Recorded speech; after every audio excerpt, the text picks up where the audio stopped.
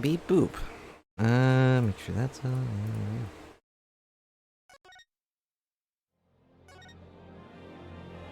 Hmm? Whoops.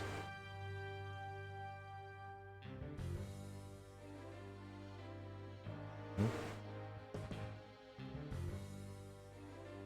Hmm? Oh, it is from the... Okay. Sorry, the music thing I had going actually played another thing, which you may have heard briefly, but I turned it off. And then I was confused, because like, wait, this is the same song. You know, how amazing that it auto-played the next song in line. But welcome back to our grand adventure in the Ace Attorney series, where we now have to, you know, cross-examine Jinxie. We stopped in the middle of the trial, or the first part of the trial, because it had gotten pretty late, and we had gone for far too long.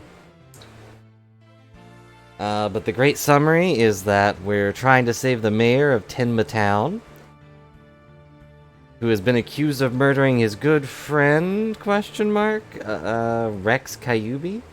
I guess I can just check the court record, actually. Get a recap of what the heck I'm doing. The Amazing Ninetales, age question mark. Why is it still a question mark? We know who he is. He's 46. The deceased alderman of the Ninetales Vale. His snow-white hair is particularly striking. Is it? I mean, the style is striking, but the actual hair itself is kind of normal. A hair collar. Yeah, you're right. He could be anyone. Literally anyone could be wearing this mask. Clearly it can't be this guy. The fox has a beard. It would be a great twist if it was actually the judge. No one would ever see that coming, because the judge does not strike me as someone who could wrestle their way out of a paper bag, let alone in a professional stance. But who knows how much muscle he's hiding under that robe. But hello, Gum, and hello, Doof. Hope you're both having a good day. Should I even keep the chat box on? Can't even read it on the screen. Ah, well. It's there for the VODs more than anything. But we're here with Trucy, who's a friend with Jinxie.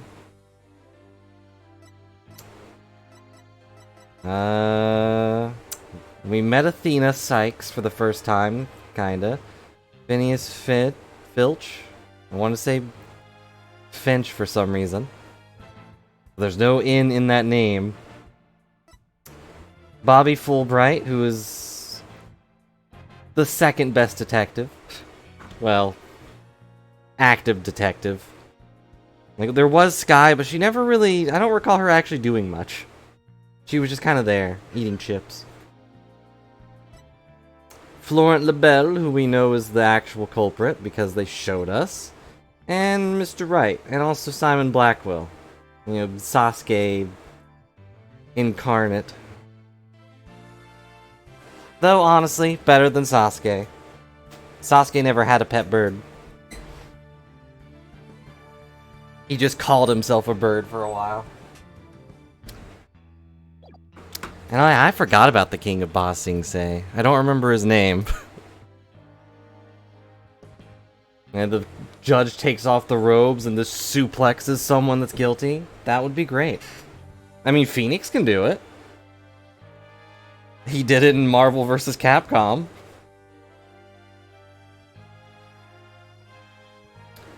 Well then, I believe our next witness is Miss Jinxie Tenma, made a Kyubi Manor.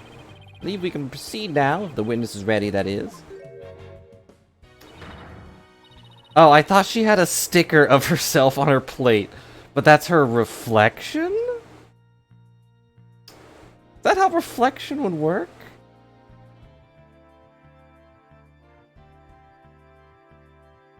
I appreciate that it's blinking when she blinks. Kind of. Nirhayon, the leader of the 100 demons, he really does exist. Wow, that's one well-polished tray.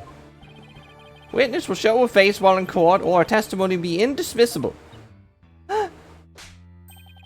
What is it, my child? Begone, Nurahidon, leader of the 100 demons. Oh, you think I'm a yokai? Well, I was once known as a judicial master of sorts. The beast of the bar, the demon due process, if you will. We, that accurate? will deliver. Hello, Reborn. Hope you're having a good day. Welcome to the grand trial. We're fighting dreamers over here. My charm has no effect! Demon of due process? Not sure I can see that one.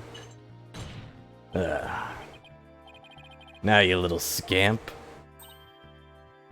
Yeah, the judge back in the day, in his prime, he was the wrestling king of the courtroom. Huh? Why doesn't she think he's a yokai? He's the most evil looking one here. Is there not a yokai that deals with birds? I mean, there's a yokai that is a bird, but he's, you know, culprit, kind of. Sort of. Just, you know why you're here? Bags? Bags? Oh, that tricksy Tanuki. Try the noodle stand. Go enjoy a big bowl of Tanuki tail noodles while you're at it. Everyone's a comedian. No, I mean your bags. The ones under your eyes. You must have trouble sleeping. Here, this charm will keep Azukiari away. Azukiari? The yokai that washes Azuki beans? The only thing that needs washing will be your father's neck before I take his head clean off.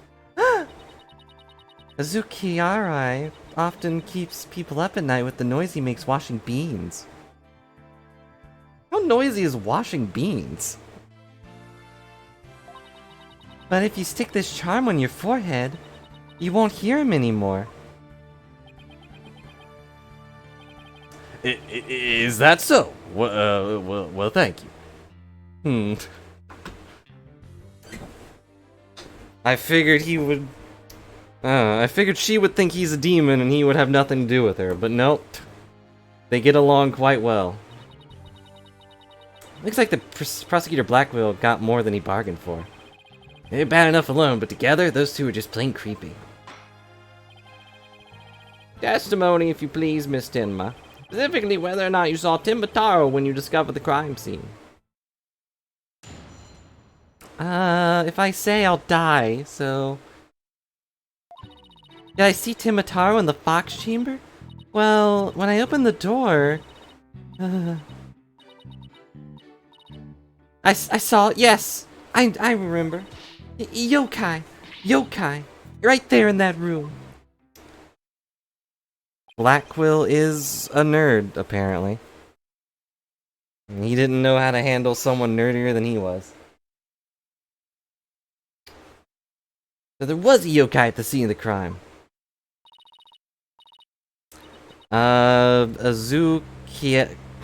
Kirakai or something, OP? I don't know how to say his name. But it's a yokai that washes beans very noisily and keeps people awake with the way he's washing beans.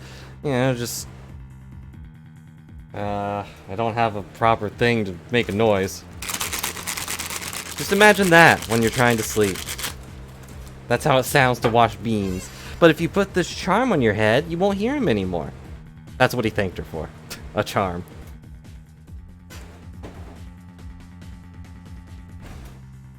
I do not have beans in here. Sorry. That was... I mean, are potatoes beans? Those were chips. Lots and lots of them. Wait, more than one yokai. Did Timotaro happen to be among them? I don't know. I just don't know. All I know, the room is swimming in yokai. Kasha, Nurakabe, Seto Tosho, Seto Taisho. They were all there. Yeah, because of the bags under his eyes. You know, for once he was taken back. Like, oh, well, thanks, I guess. It's an unexpected turn of events. We've gone from no yokai to a flood of them. This is ludicrous. You would have this court listen to this delusional little scamp's testimony. Ah! What is he throwing? Seto Kaiba is a yokai. Your Honor, I believe her memory is simply clouded by fear, but a quick therapy session should ease her mind. With the court's permission, of course. What a fabulous idea! Please proceed, Miss Sykes. You know I had a therapist in here. There's a therapist in the room. Do you know what you're doing, Athena? She's obviously not herself. No, she's entirely herself. She's been this way since we met her. The trauma of discovering that crime scene, and fear of testifying have her dazed and confused. A regular ball of confusion. But my analytical psychology-based approach should be able to help. Any objection, Prosecutor Blackwell? Shall we let Miss Sykes proceed? Makes no difference to me. Yep, I knew it. Right away, he's gonna say, makes no difference to me. It's a Sasuke thing to say. Do as you will, but I doubt we should get any viable testimony. Be better served by bearing witness to the sword skills I forged in a distant land, California. Heh, I'll show you. Wink.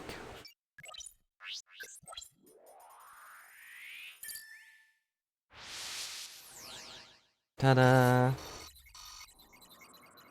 Yeah, I wonder what emotion is clouding her mind. When I opened the door, I saw, yeah, now I remember. Yokai right there in that room.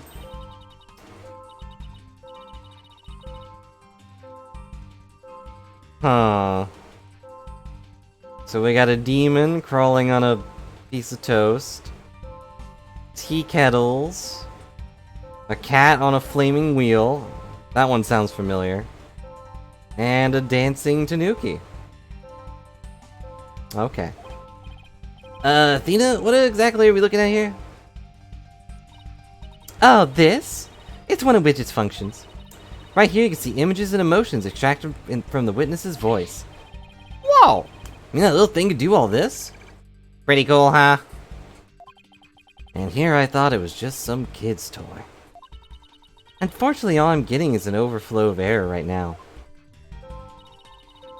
See how sad is brightly lit and they're at the bottom left? She's under an uncontrollable amount of distress, which is masking her other emotions. Seems the sheer terror she experienced was made her a confused mess.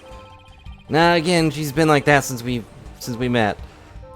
So all these yokai she thinks she saw are a product of rampant emotions?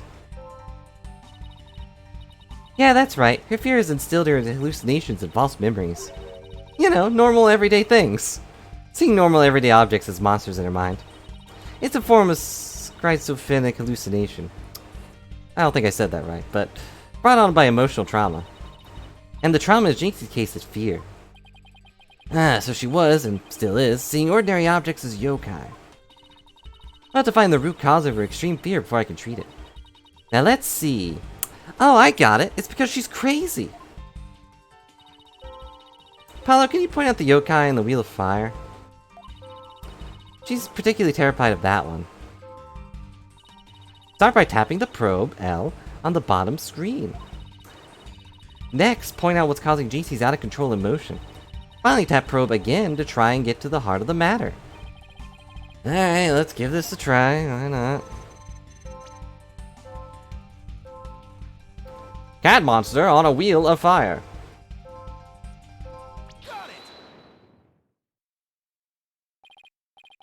Jinxie, what's the name of that yokai on the Wheel of Fire? That's Akasha, a yokai that steals the bodies of the recently deceased. I bet it came to steal the aldermans. It's almost creepy how well that fits the actual situation. Exactly, it's a form of hallucination where the patient can't see things for what they are. Must be something at the scene of the crime that she's mistaking for Akasha. Apollo, you need to point to what she thought was a yokai on a Wheel of Fire. I think I know the answer now. Jinxie, that wasn't Akasha you saw. Did you have possibly mistaken this for Akasha? The giant flaming wheel? The light fixture? This one right here has a flame design up there on the ceiling. There was never a yokai on a wheel of fire. Kasha, you saw which is the light fixture. Ta-da! I see. So we're gonna point out each thing and what they actually were. Oh yeah, that was a light fixture. I thought it was a cat. One memory back to normal. Nice job. Now that you got the hang of it, should be a cinch to point out the rest. Jinxie, what about the white wall-like monster? White wall? That's a Nurikabe. It's a wall monster that blocks your way or leads you astray. No. That's no yokai, Jinxie. It's a folding screen. This raccoon dog isn't a Tsugi monster. It's just a statue of one. Oh, well, yeah. I mean, it still is. Look, these are just coffee cups. This right here? Nothing more than a fox statue.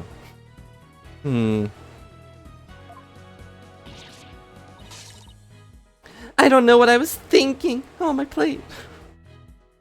Oh, it's back normal. They didn't have a sprite for me having a broken plate. Or wait, is it a different plate? It doesn't have the little things on it. You did it, Apollo. Her extreme fear is under control now. It was all just my eyes playing tricks on me. There weren't a yokai after all. Yeah, I've been telling you that since we met. See? A clear-cut statement. That's the power of my psychology and your intuition, Apollo. Or your ability to have eyes. And just like we thought, there were never any yokai in the Fox Chamber. Doesn't that mean you were wrong? Right, there never were really any yokai in there. So that defense is asserting the exact opposite of the original assertion. Wait. Jinxie, what about Timataro? There wasn't anyone dressed up as Timataro, or any other yokai either. I remember it clearly now. You gotta be joking! Well, no, they were in the other room. Alright. Order in the court. Think we just dug our own grave. Allow me to push you in. The least I could do.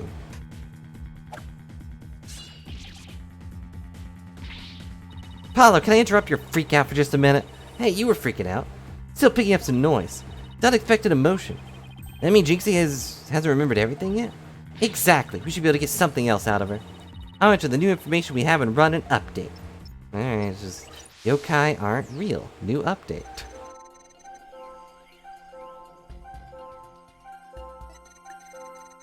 So scared when I entered the room. My legs gave out and I fell on the floor. Uh-huh. There in the Fox Chamber I saw the alderman dead on the table. And Papa collapsed on a chair. Nobody else was there, and that includes Timataro. Wait, what am I supposed to do? Try to find the emotion that contradicts your statements. Though if I find the contradictory emotion, I should point it out. That's right.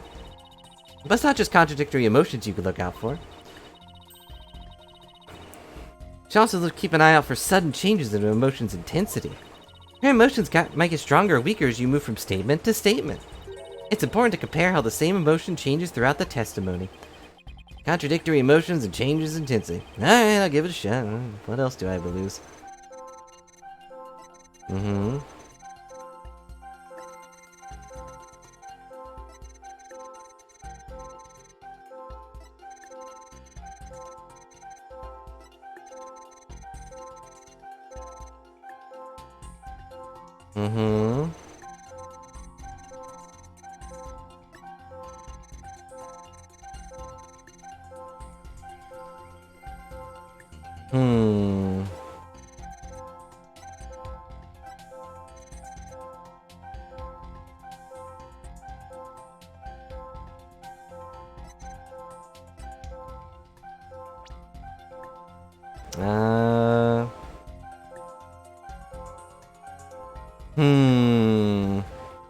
She's surprisingly less sad here.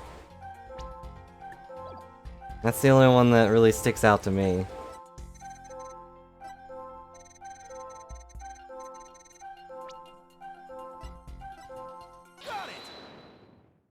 Well, the music went out. Out of fear, you fell is rather low despite your legs having given out from fright. Could something have lessened your fear? Actually, I did experience a sudden burst of courage at that moment. What? You did? Where did it come from? Where did it go? Nah. Oh, the sadness and fear. Right. Let me think. Oh, it was Mama. Something felt as though she was there with me. Okay, I'm in the sudden burst of courage. Let's see. Look. New update. Uh-huh. Pile of the noise is all gone. Things seem to remembered everything now. Oh. Yeah, maybe I should write down on a card what each thing means. Sudden burst of courage. Now, where could that have come from? Jinxie, was there something that gave you a sudden burst of courage? Yeah.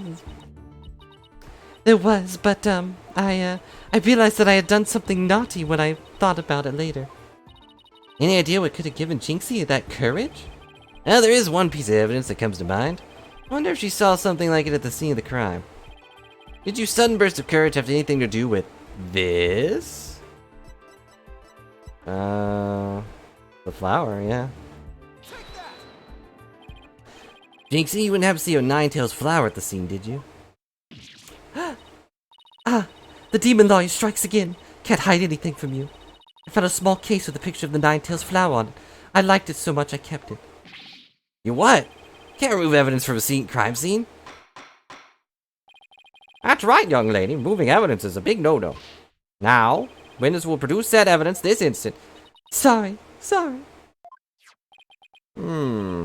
Does seem to be some sort of case. Oh, look, something slid out. It appears to be a key. Might I have a look, your baldness? Alright. Well, this is none other than the master key to the Kyubi Manor. Are you certain of this, Prosecutor Blackquill? You've literally never been there and have no idea where that would be. Matches the serial number of the key that went missing after the murder, and of course I have access to that, being a prosecutor. Master key? That went missing. Why don't I like the sound of that? Our little scamp here stumbled upon an article of unimaginable consequence. That's a little melodramatic, don't you think? Have you met me? Heed these words, for I shall say them but once. Soul key to the Fox Chamber has been in this little scamp's constant possession. Ergo, she was the sole person who could use it before, during, and after the murder. He was the master key as the only other key that could open the chamber. This master key was found in the room that had been locked by this girl. And your point is, till Jinxie Tim opened the Fox Chamber with her key, the room had been locked tight from the outside world. No one else in there save the victim and his killer. What? Just you figured it out for yourself by now. Killer other than Mayor Tenma himself would have been utterly inconceivable. No.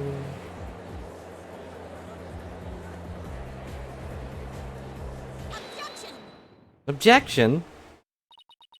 Life has many doors, Quill Boy. How could this happen? Francis says to refrain from growling her frustrations. Athena, are you alright? I know Mayor Tim is innocent, but there's nothing we can do. There's Socks. Socks don't allow me to put you out of your misery. Can I decline your offer? Abandon your client your misplaced faith in him. Let the relief of a clear head and a clean conscience come rushing in. That'll make the inevitable guilty verdict far easier to accept. Great, now he's playing Simon Says with us. Well, he's not gonna fool us with his stupid mind games.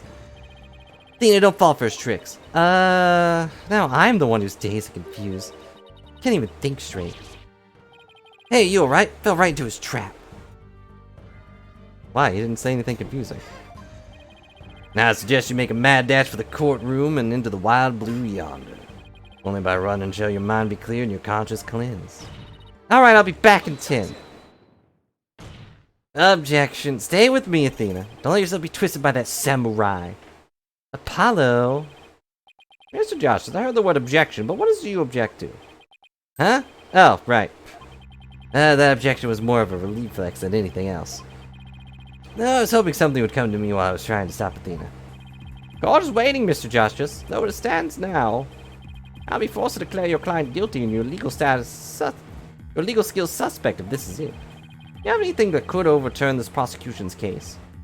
Well, actually, I do. I'm Apollo Justice and I'm fine. Apollo, you do have something more than your cords of steel, don't you? Not really, but we'll be fine. But got absolutely nothing. That's never stopped me before. True. I have to explain how the real killer could have escaped that locked room. It's all over if I don't. Apollo, this calls for a new approach. Try to think outside the box. Or in this case, inside the box. And what a doozy that locked room is, too. Well, Mr. Justice, do you have anything that can counter the prosecution's argument? You bet I do, and it's, behind your ear. The real killer must escape from the locked room one way or another. Vague conjecture shall earn you a taste of my blade, Justice. Time to do or die, literally. Vance will now explain how it would be possible to escape the locked room. You sure about this, Apollo? Can you really explain what happened? I'm fine. Just need to think this whole escaping the locked room thing from the beginning. So, let's see. If the killer had escaped, how could they have done so? Choices are pretty limited. They're not. The room has a window, but it doesn't open wide enough for anyone to get through, and there's a sheer cliff outside. As for the air vent, it's up too high, and there's nothing you could stand on to reach it. And needless to say, the Forbidden Chamber wouldn't open no matter what we did, so that's out. Yeah, that's why we keep the solution simple. Like they say, simple is best. Need to rule out all the absolutely impossible escape routes. Then whatever's left just might lead us to how the Fox Chamber was compromised.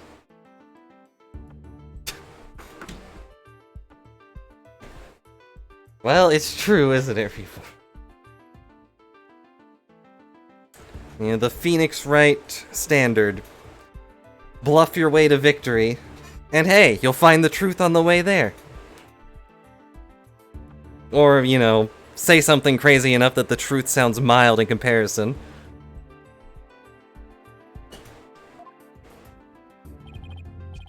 Your defense proposes that the killer escaped right through here.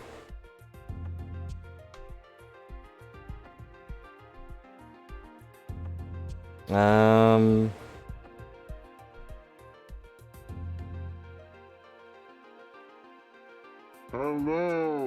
Hello, Toronto.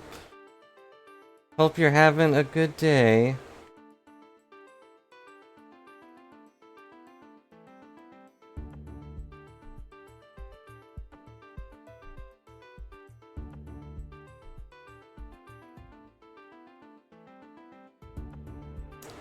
I mean, I still think they went through the air duct. I know it's high, but I don't know, my brain says, oh, he just used the staff. Why else would he have a staff? But the master key was also in the room.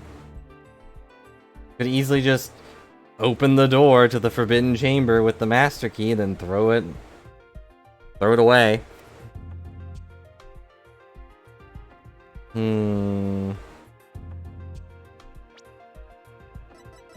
Yeah, I think we did have blueprints, right? I mean, we're looking at the blueprints, but is there anything on the other part? Nope.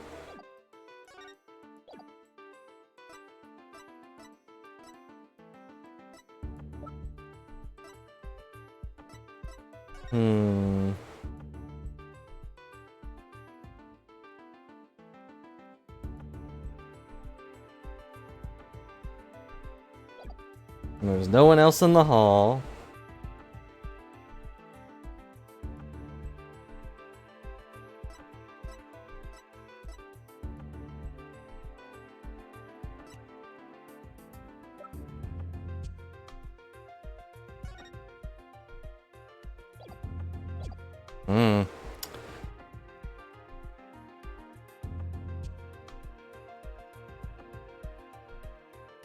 I don't know the answer that it wants me to do, but I assume it's the air duct.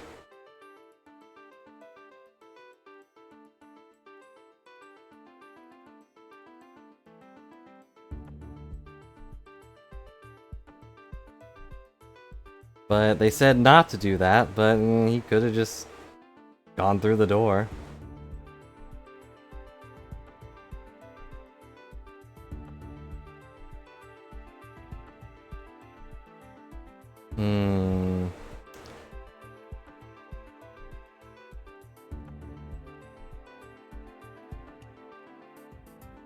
Plus, there were feathers falling down when they entered the room, right?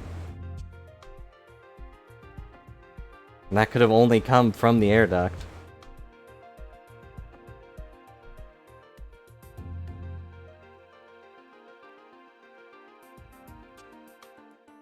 Eh. Just how the killer escaped through there, Mr. Justice? Nope. Reasoning skills seem as questionable as your proposed escape route. Wish I could escape right now. Hey, there's no escaping penalty for your random guessing. Can I try that one again?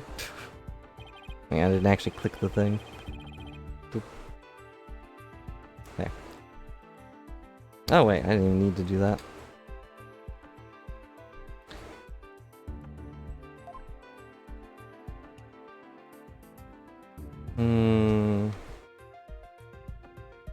I mean, is the answer the door?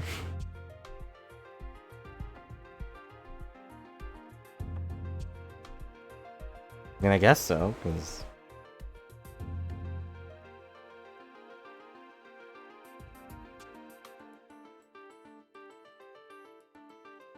Does anyone who doesn't know the answer have any input?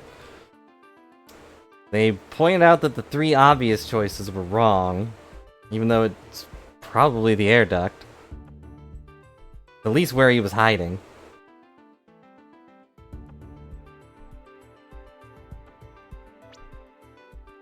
Yeah, do we have a picture of the scene? We do.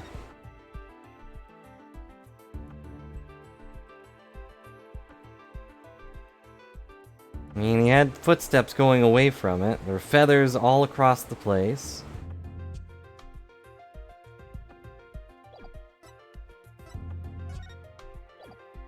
Oh yeah, I guess the answer is actually pretty obvious, huh?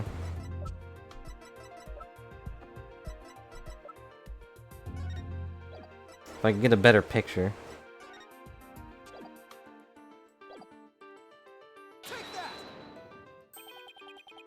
A hallway door? Well, yes, I suppose that would be the only way out. Fear you've already forgotten. The only available key until Jinxie Timma came on the scene was within that locked room. How would one exit the Fox Chamber and then lock it without a key,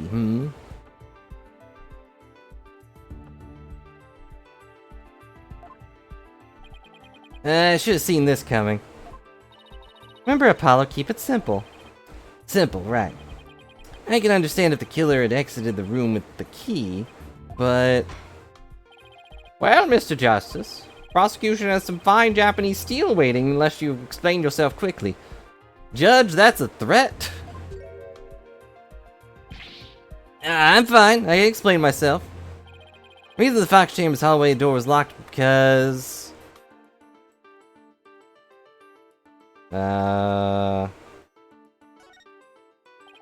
Mayor Timma locked it himself after the killer fled the scene. Just in case the killer decided... Wait, what? No, that's not what I meant.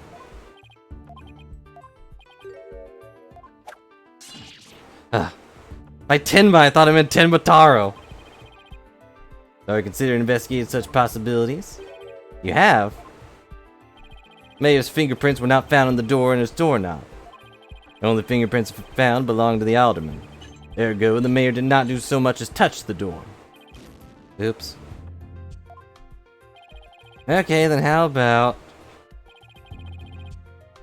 stinking Tenma Taro and Tenma having the same name?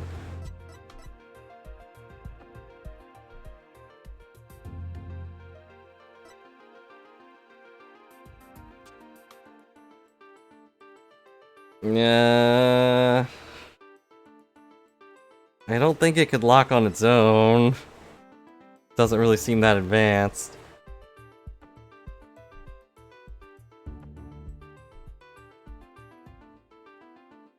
Locking it from the outside kinda makes sense. She did find the master key there.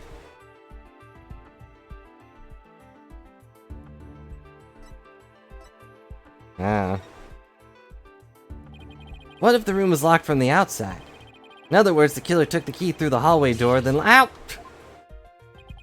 Consider this. Master key was found inside the tightly locked fox chamber. He could have easily slid that under the door, but any assertion the key was removed from that room was a blatant contradiction of fact. Huh? Exiting the room for locking the door would require taking the key outside, but the key was found inside the room. It does seem like a contradiction. If only we could explain both. Like how the key could be inside the room and be used to lock the door from the outside. You just slide it under the door. Not like it's airlocked. Let's see if the defense can respond before the prosecutor Blackwell draws his sword. Does he even have a real sword? How could the master key be at the crime scene despite the room being locked again?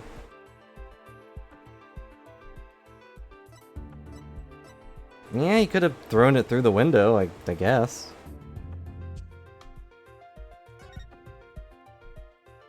What if someone threw it in the room from the outside? You know, something like go out the hallway door, lock the room, and toss the key back in through the window? That'd explain how the master key could be inside the locked room. Where would you throw it from? There's a cliff outside the fox chamber's window. Throwing the key from there is an impossibility. Oh, right. Yeah. Wonder if the key could have been tossed in from somewhere other than the window. Somewhere other than the window? There's the air duct.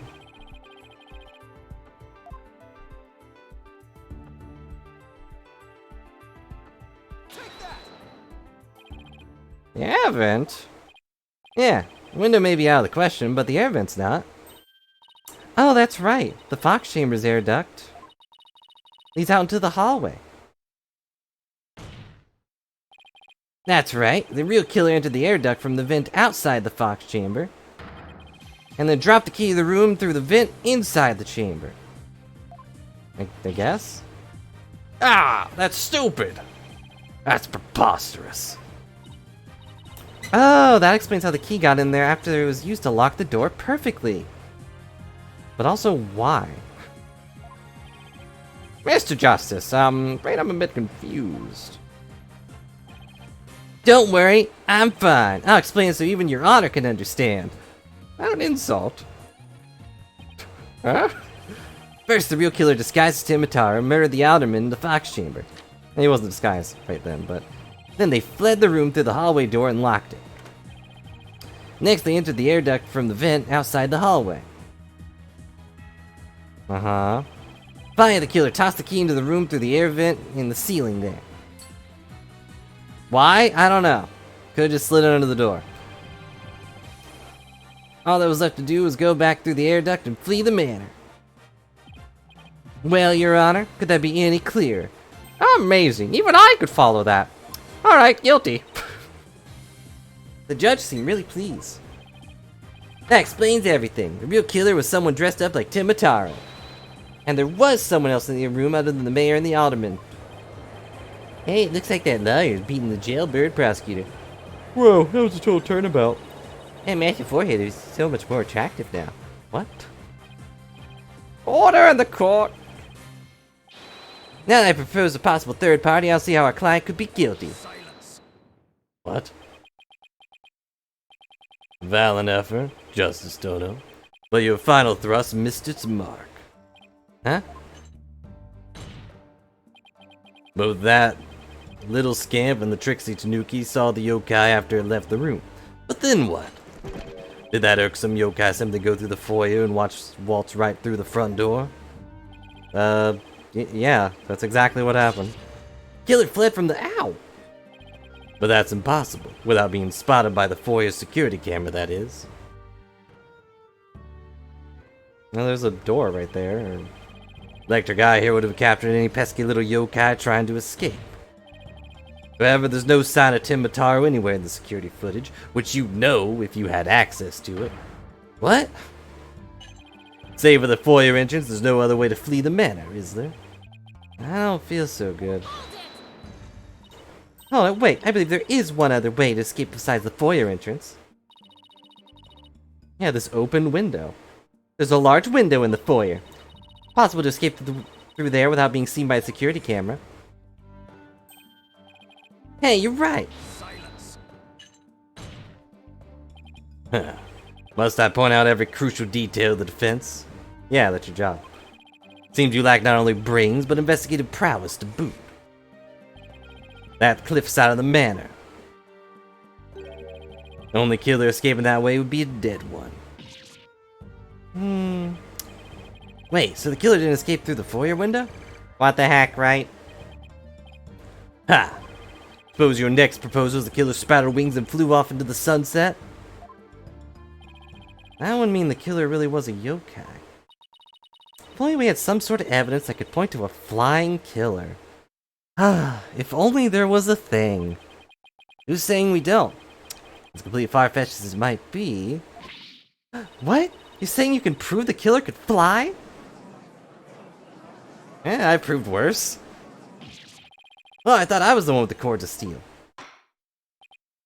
Oh, I can't wait to hear this. Your Honor. What evidence do you have that the killer flew away?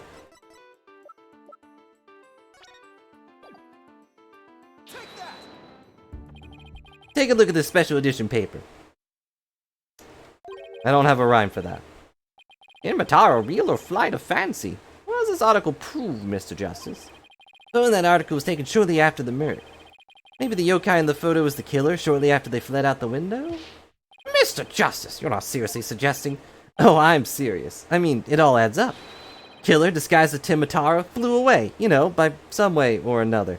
Such as, I don't know, Silence. having a glider.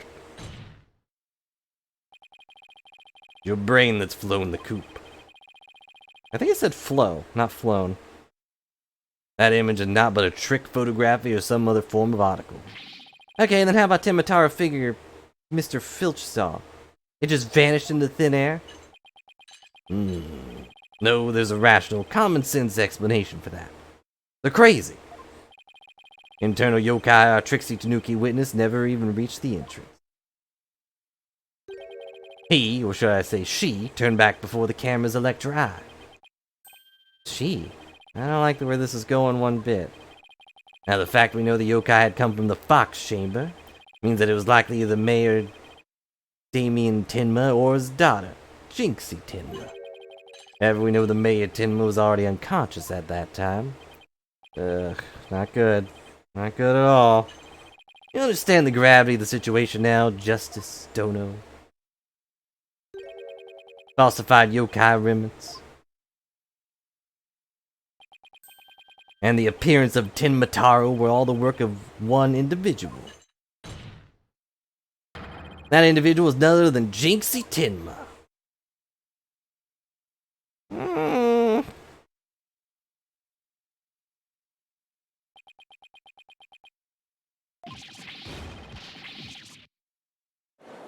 That's not good. It also makes no sense.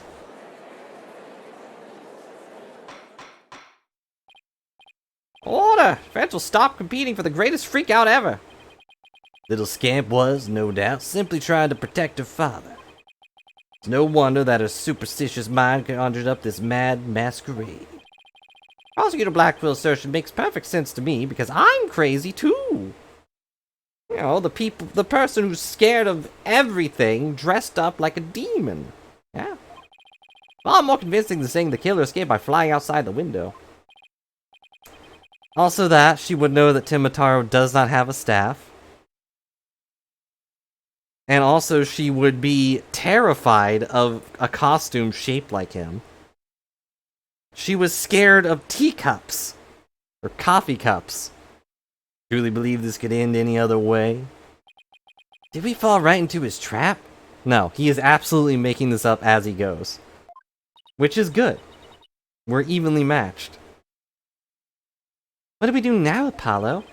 Our case no longer stands without real yokai. If only we had one. Bailiff Caesar! It's time I interrogated her as the samurai of your wood. Hold it! Hold it. Mayor Tenma. This farce is over. How does it feel seeing your own daughter accused of a cover-up most foul? Get it? As a bird. Tenma's true identity is. Now, Mr. Mayor, it'd be futile at this point to claim you were the yokai. After all, you've been knocked out cold by a blow to the skull. Slipping into your yokai costume and roaming about the manor would be all but impossible. Consider this well. As it stands, your daughter will be arrested for obstruction of justice. But if you confess, the prosecution will be willing to overlook a little yokai farce. Confess? Defendant intends to confess? Wait. Apollo, Prosecutor Blackwell's up to his mind games again. Mayor Tenma, no! Don't fall for his twisted words. If you're sent away for murder, Jinx will be left all alone. The real killer is... Mayor Tim's gonna confess unless we do something. But I can't prove how real killer could have flown away. Mind games, threatening, promises. Caw. Look upon me in despair, for ripe is the time of my return. Huh? Uh-oh. I should watch what I wish for.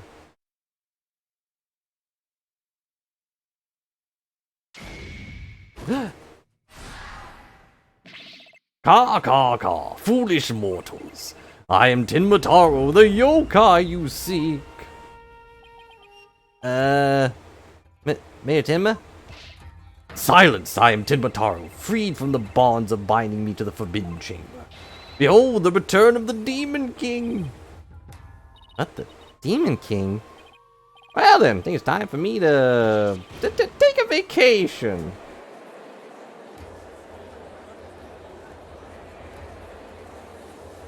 Who's playing the mind games now? The witness he'll explain himself. You saying you're Tenmataro, the yokai we've been chasing this whole time? Indeed, it is I, Tenmataro, the one whom you seek, come to reveal the truth. This child, Tenmataro, you say? Ha, what nonsense. Mayor Tenma, is he yokai now? We're yokai watching? His body is now mine. Hey, the Mayor Tenma is being possessed by you. Not yokai, the Jinxie Tenma saw and Phineas Filch saw. And the one captured in the newspaper photo. Those were all you. I would judge the judge on this, but we have literally judged ghosts before. So honestly, he's pretty justified in thinking this might be real. Yeah, someone being possessed to give a testimony? That's so silly. Anyways, we should probably interrogate Blackwell's bird next. I mean, they're a bird. They would know if another bird could fly, right? The accursed power of this warding charm prevents me from revealing my true form. Your baldness. Can this not be interpreted as an admission of guilt? Well, it's a confession by yokai. It would be quite unprecedented. But it's also not the mayor, technically. So as long as we, get the demon out of his mind, I guess we can just call this all even, huh? All birds fly except penguins. And probably some other bird I don't know about. Or penguins. Be that as it may, the defense's case has been overturned. Huh? What? Ow! Claim the yokai little scamp saw was some third party, the true killer. One who escaped from the locked fox chamber. But it was the accused all along. Ironic, is it not? Your yokai turned out to be real, in a manner of speaking. For the Ottoman's killer is none other than the Mayor Tenma. And Taro, the yokai at the scene, that too was Mayor Tenma, or should I say, our dear Tenma Taro. But Blackwell, you already said that's impossible. Pieces have all fallen into place. How so, Prosecutor Blackwell? Huh, I think I must spell it all out for you. Mayor Tenma killed the Ottoman in the Fox Chamber, which was locked at the time. Then removed the warding charms from the Forbidden Chamber's door. But then fell unconscious from the blow the Ottoman had delivered to his head. That's when his daughter Jinxie Tenma stumbled to the scene of the crime. Little Scamp fled in terror, whereupon the spirit of Tenma Taro, freed at last from the charms worn in effect, took possession of the mayor. Oh. Newly freed Tenma Taro then fled from the Fox Chamber. But why is he not a bird now? So you see, the yokai Jinxie Tenma saw was her father, possessed by Tenma Taro. And how did he get back to that chamber, still unconscious and clearly bleeding out? I'll leave that to the police to figure out. Objection? When we arrived on scene, the mayor was found unconscious. How's it possible if he's supposed to have flown out the foyer window? Then what? Mean to say the maid Cuban banner Jinxie Tenma was Tenma Taro? No. Oh. Yeah, objection. That's objectionable. Caw. That too is easily explained. Flew about for a time I did, presently tired, I made for the Forbidden Chamber. But alas, exhaustion took me unawares in the Fox Chamber and I knew no more. Huh. Seems the pieces are still in place. Blackwell's up to his tricks again, or is he just crazy? I don't know what to say. The defendant is real live. That rumor about Mayor Tenma is true? I knew yokai were real. I mean, he really did kill the Ottomans just so he could release Tenma Taro? No. Not saying that at all. Order! Now he's got everyone in the courtroom believing in yokai. It's Simon Says on steroids. He wants to convict our client any way he can, even if it means blaming a yokai. Proverbial ducks are all in a row. Should have no qualms about finding the accused guilty of baldness. This is one of the most bizarre cases in my entire career. Otherworldly, in fact. Is it? You've interrogated a bird. You've interrogated a ghost. Maybe twice. You had a guy chew on poison and kill himself. Yokai even be prosecuted under our legal system? Objection! Yeah, interrogated a radio. Or I think it was a walkie-talkie, but also true. Mayor Tim is just pretending to be Tenma Taro to protect his daughter. Plus, I already proved how a third party could have escaped from the locked room. A verdict at this point would be premature. Both sides have raised valid points. I have no choice but to... Alright, fine. It's the dark age of law where defense attorneys are not to be trusted. What? But a ploy to gain time for them to fabricate evidence. How will I sleep tonight? What? Is that supposed to be the dark age of the law? Prosecutors have been doing that since we started this game. Are we gonna get an updated autopsy?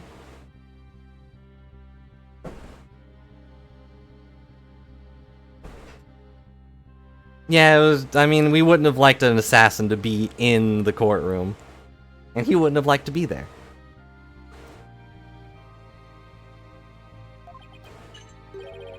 Knowing you will not let the sun rise on the mayor's day of reckoning. Justice done. I won't fabricate any evidence. Then prove it by joining me.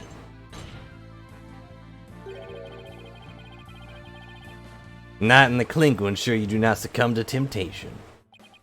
How about I just promise not to succumb to anything? Why don't I just walk around with the, detective guy? We both have evidence and a confession. Killers is yokai before us, beyond dispute. Guilty verdict is all but... What's wrong with him? Prosecutor Blackwell, we've had enough of your hijinks. The foundation of justice is fair play, and you are in serious violation of that. Ugh, right. Shot collars. What the devil was that? Foolbrat, you tampered with my shackles in some manner. Ha ha ha! Seems you found that quite shocking. Get it? It's my special jolt of justice device. Each press is a shocking reminder to behave. You shall pay for this. I, Simon Black, will vow to... Your Honor! You need not fear now. I believe Prosecutor Black will remain on his best behavior. A bit late with the reassurances, aren't we, Detective? Well, in that case... This concludes today's deliberations. Prosecution and defense will use this opportunity to further investigations. Court is adjourned.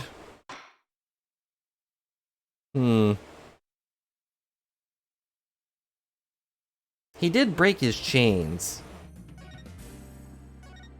They should probably reinforce those shackles, if they're what keeps him in line. Sorry, need to make sure I save. Alright. It's weird that it doesn't just exit the menu when I finish saving.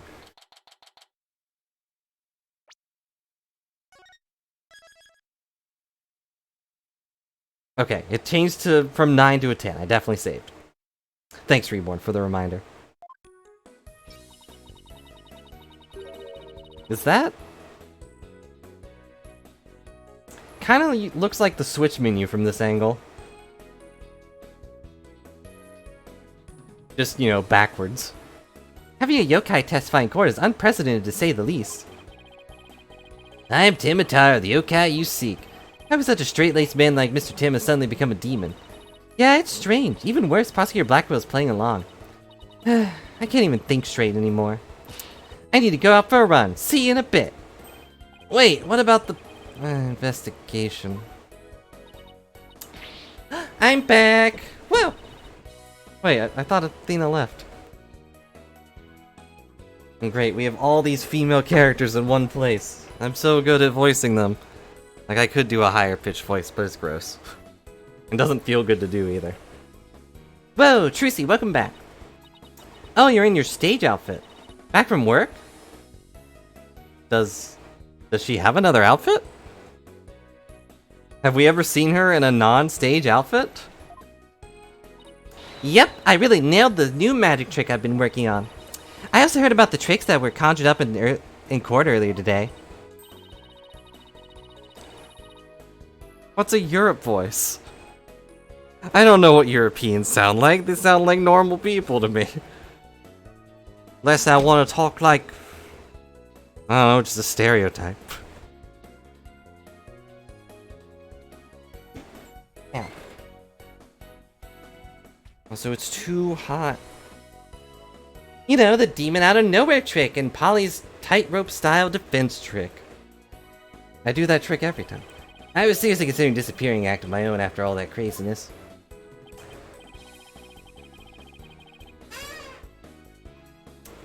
Europe sounds right to me, but... sound more magical.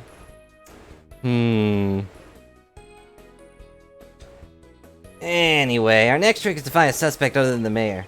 I know the killer must have used an air duct in their escape.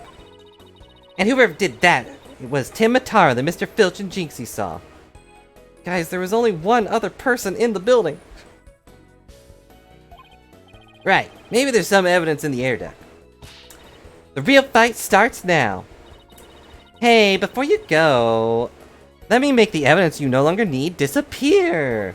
Wait, what? 3, 2, 1. Ta-da!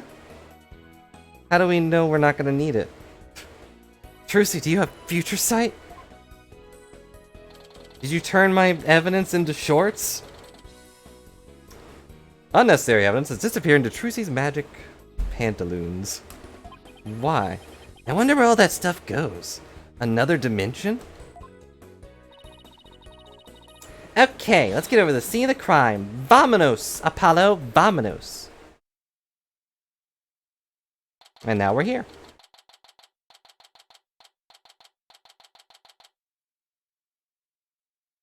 I wonder if Nick has a lot of trouble washing clothes. You know, he goes to watch Trucy's clothes and just random stuff flies out. Oops, sorry Dad, I forgot I left a pigeon in my sleeves. Detective Fulbright, mind if we search an air duct?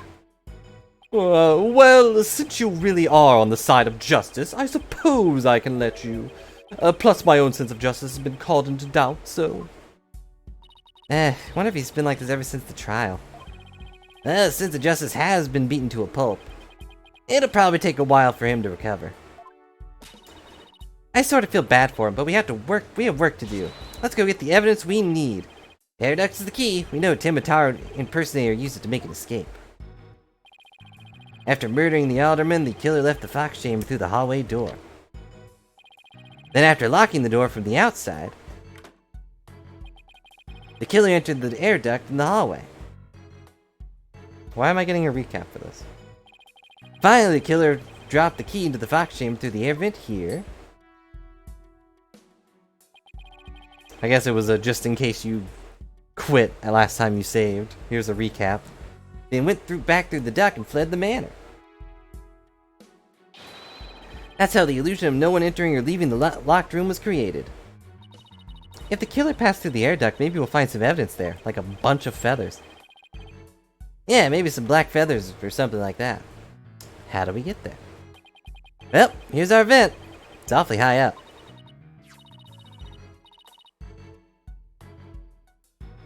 Yeah, and if I had gone through with finishing the rest of the trial, which would have apparently taken an hour, then we would have needed that recap.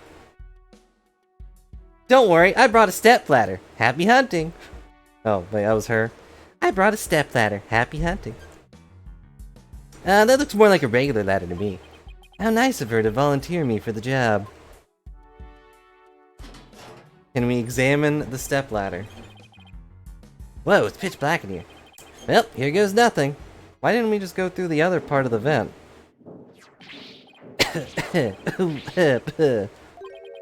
There's a thick layer of dust in here. Cough, cough, wheeze, sputter, cough, cough. Huh? I don't get it. Find anything? Yikes, Apollo, what happened? You're covered in dust. Yeah, dust. Lots of dust. So what'd you find? You know, dust collects is something when nobody used it for a long time. Yeah, like Mr. Wright's desk back at the office. Ow. Right. Think that it'd be possible to crawl over that sort of dust without leaving a trail? I seriously doubt it. Wait, you're not suggesting... No one's gone through the duct lately? Kinda looks that way. If that's true, Mayor Tinma's gonna be fingered as the killer. We don't turn things around quickly. In justice we trust. Ha ha ha, sorry, Mr. Justice, but seems your justice was not the most just after all. It is my sense of justice that has prevailed. Ha ha. Detective Fulbright sure seems chipper all of a sudden. Ugh, and I'm back to my old devastated self. Ah, come on, where's that never say die spirit? Bring it on, Mr. Lawyer Man, bring it on. Let me suffer in peace. Ha! Justice prevails once more. Not over yet. Besides, taking someone when they're down is what bad guys do. Oh! Are you calling me a bad guy? Me, Bobby Fulbright, champion of justice? How about some information on the investigation? We need some help here. Information about the investigation? It rhymes. Alright, but I won't have you calling me a bad guy ever again, understood? We did it, Apollo. Yeah, but how long can we keep this up?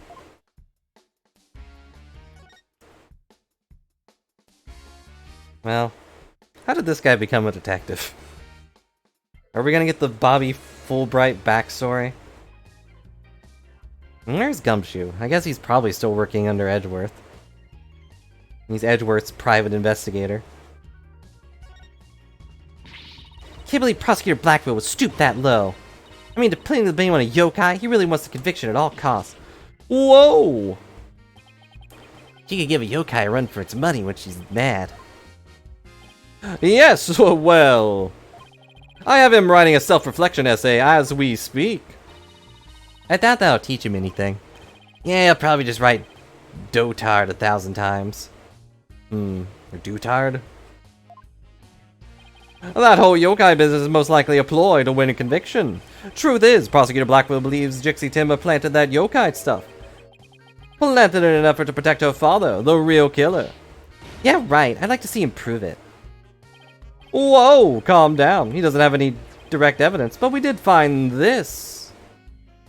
Huh, how convenient. It was at the base of the cliff just outside the Kyubi Manor. Wait, that isn't the staff Tim Mataro was supposedly carrying, is it? The one and only! Miss Tenma had no doubt tossed it over the cliff when she was done. No way. What about the prince? Nope, no prince. But if she was wearing a costume, there wouldn't be any anyway.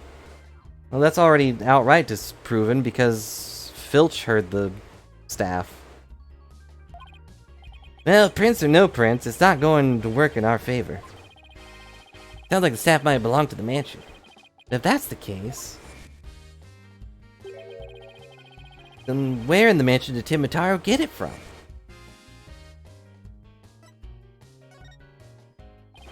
Yeah, she has weird one single glove. It's probably some design for her computer thing. Like, oh, this hand works on this, but regular hands don't.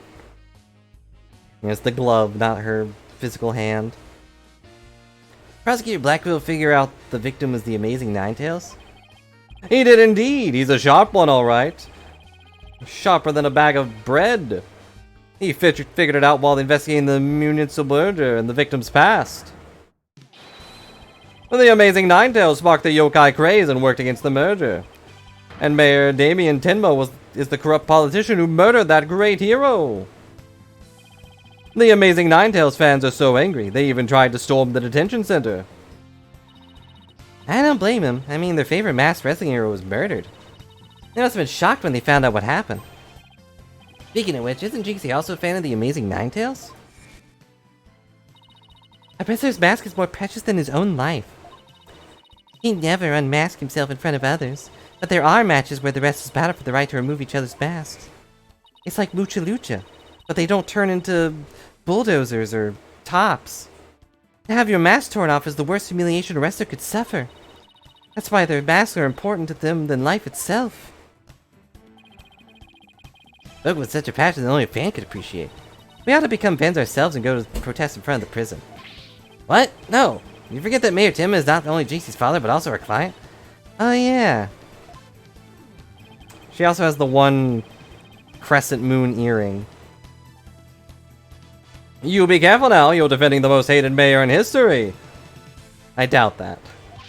I just hope you don't find yourselves on the wrong end of a figure four-leg lock.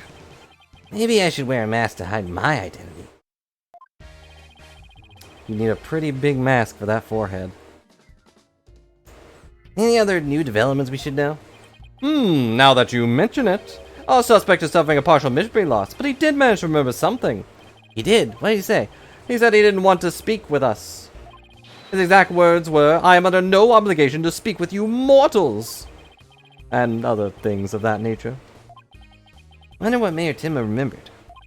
Too bad you can't go ask him now, because Prosecutor Blackwell's busy questioning him. I know, why don't you wait down at the playground with the rest of the kids? Ha ha! What now, Apollo? You just got called a kid. Let's see.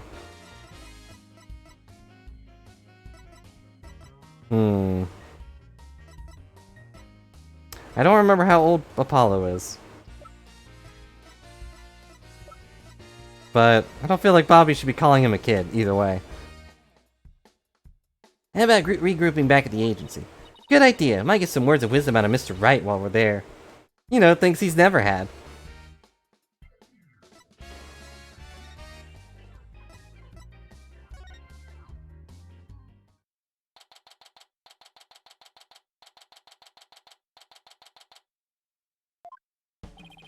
Maybe I'll go read over some past cases.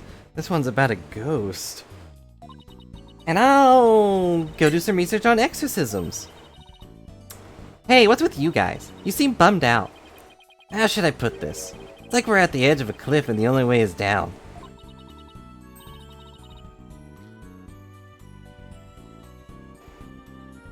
In other words, business as usual, right? Yeah, I suppose so. Except this time it's like we're bound and gagged, too. Don't forget blindfold with our ears plugged up. Ooh, and monsters at every turn, huh? Sounds rough. Hey, Apollo. Oh, and Athena's here, too. Mr. Wright. Who else would it be? How goes the investigation, Apollo, Athena? I think it's safe to say that things have gotten hairier than before. Really? What happened? Wait, what do you mean, what happened? Wasn't he watching?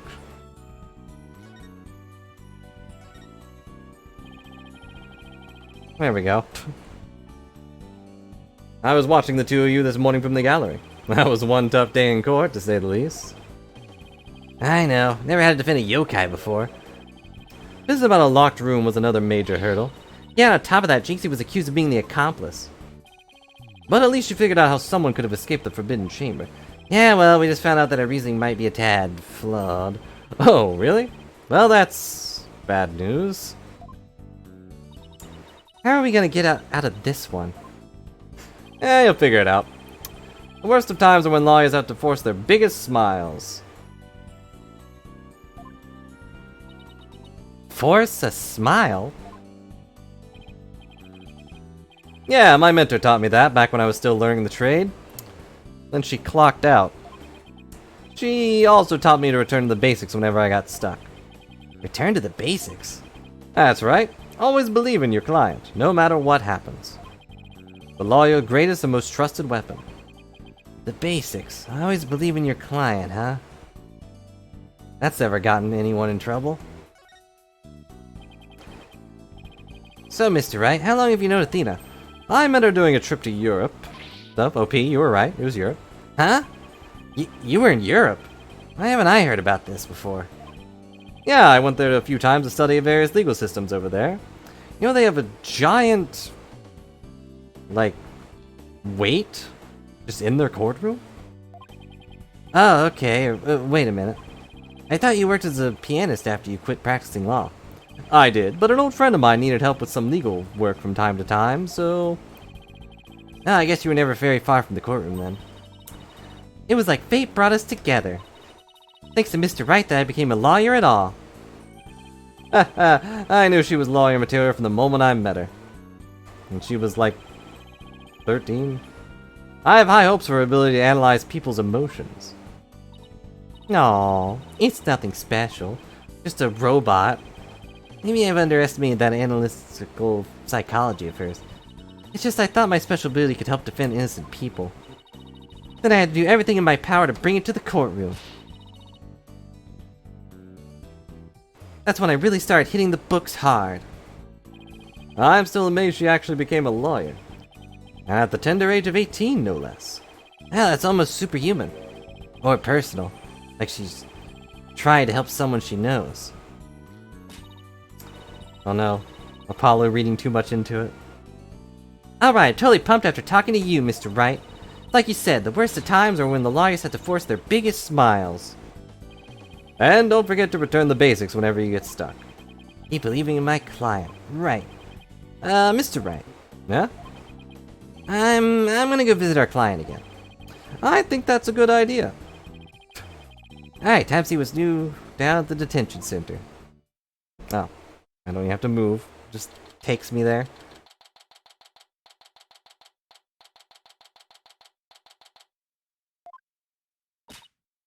Mayor Tenma, we want to talk to you about something. Kushaw! Call. So my minions have returned. Apollo, he still thinks he's a yokai. Also, we got demoted to minions. I wonder if we'll ever be able to talk to Mayor Tenma again. Silence, peddler of legal trade! Free me from these imprisoning walls with great haste! Wow. He's sounding more like a real demon with every sentence. Starting to wonder if we should even be helping him with his freedom. Still, we can't let Mayor Timbers stay possessed, you know what I mean? If you can clear me of these charges, I shall help in whatever manner I may. Now ask of me what you will. I suppose worth a shot. Feathers and tracks. Were those feathers and tracks the scene of the crime really you're doing? Indeed, the remnants of Timataro, king of the underworld they be. I don't think a king should be admitting that he sheds. The day when I once again dominate the mortal world is at hand. Caw, caw, caw, caw, caw. Prosecutor claims the feathers and tracks were planted by Jinxie. What's this? I must breach these walls and go defend my little Jinxie at once. Huh? Mayor Tim, is that you? Well now, Damien appears to still resides in this body.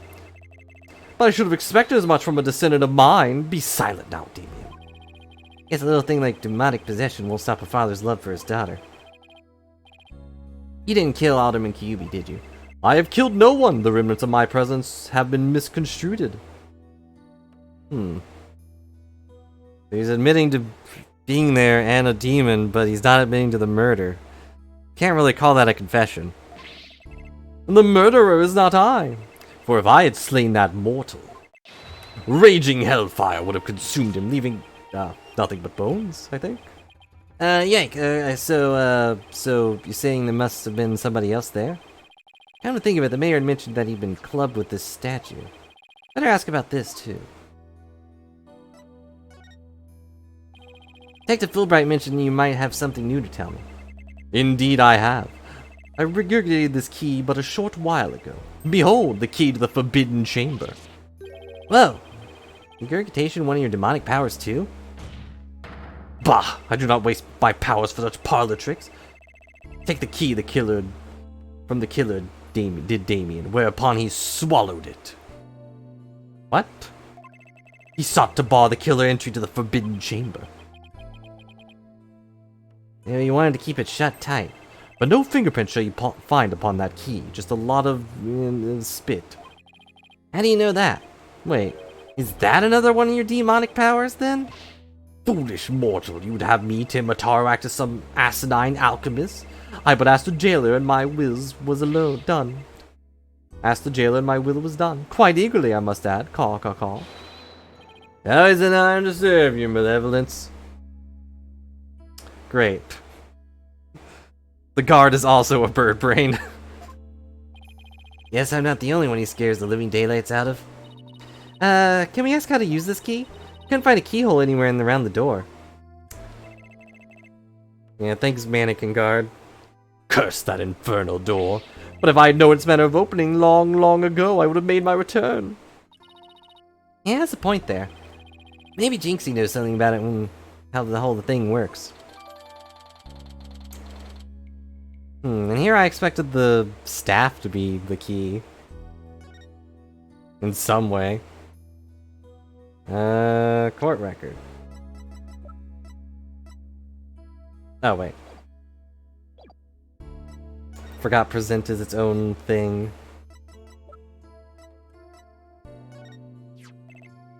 What, might I ask, is that? This statue was found at the scene. Someone hit Mayor Tim on the head with it. Been wrapped up in a large cloth for the alderman's murder. Let me see whether Damien knows about such a thing. Yes, something wrapped in just such cloth does he recall. A secret gift from Alderman Kyubi, it would seem. He, however, had not the chance to see it till now, for the cloth did conceal it. Maybe the cloth fell off or was removed after the mayor was struck. Of that Damien does not know. A secret gift? Interesting. Maybe Jinxie knows something about it. There's a question about the blackmail letter, too.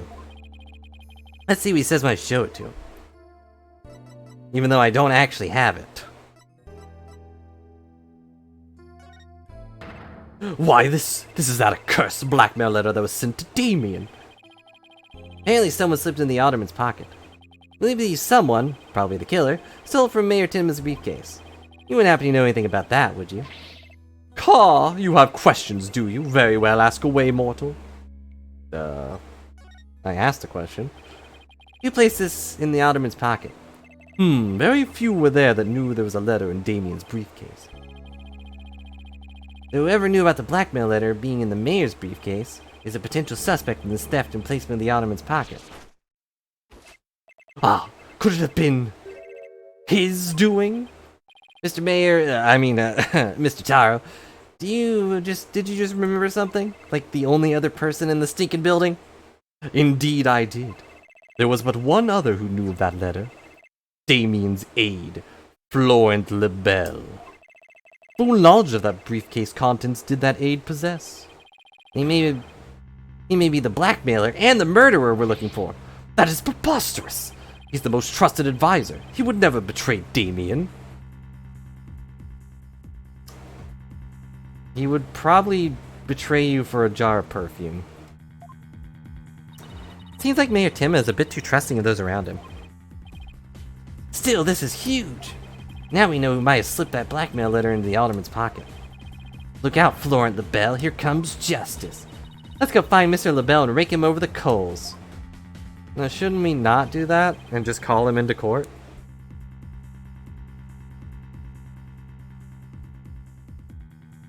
He is very Pegasus, but I would prefer Pegasus over this guy.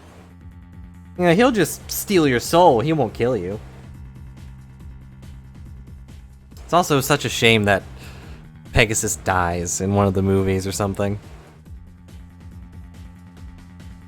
Thanks for the help, you've given us a major lead. Blackmail letter updated in the court record.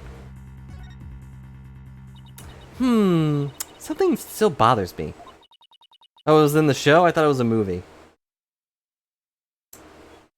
Oh no, after he gets the eye stolen or whatever, he does die. Right? Yeah. If Mr. Lebel's the killer, what could have motivated him to open the forbidden chamber? Probably searched for clues. Only one problem. How do you open a locked door that doesn't have a keyhole? Let's go talk to Jinxie. Maybe she can help.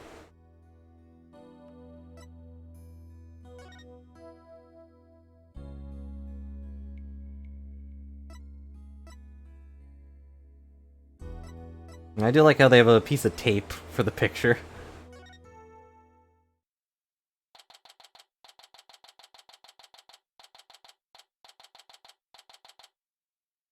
Yeah, we can't show a character beloved like Pegasus die. Ow. And I don't know if 4Kids really had that much input on whether he should show up again. They just dubbed it, right? Hey, isn't that... I don't know. You dare imprison me. Jinxie! She's acting really strange. That loathsome, no-good nine-tailed fox. He shall know the terrors mine despair.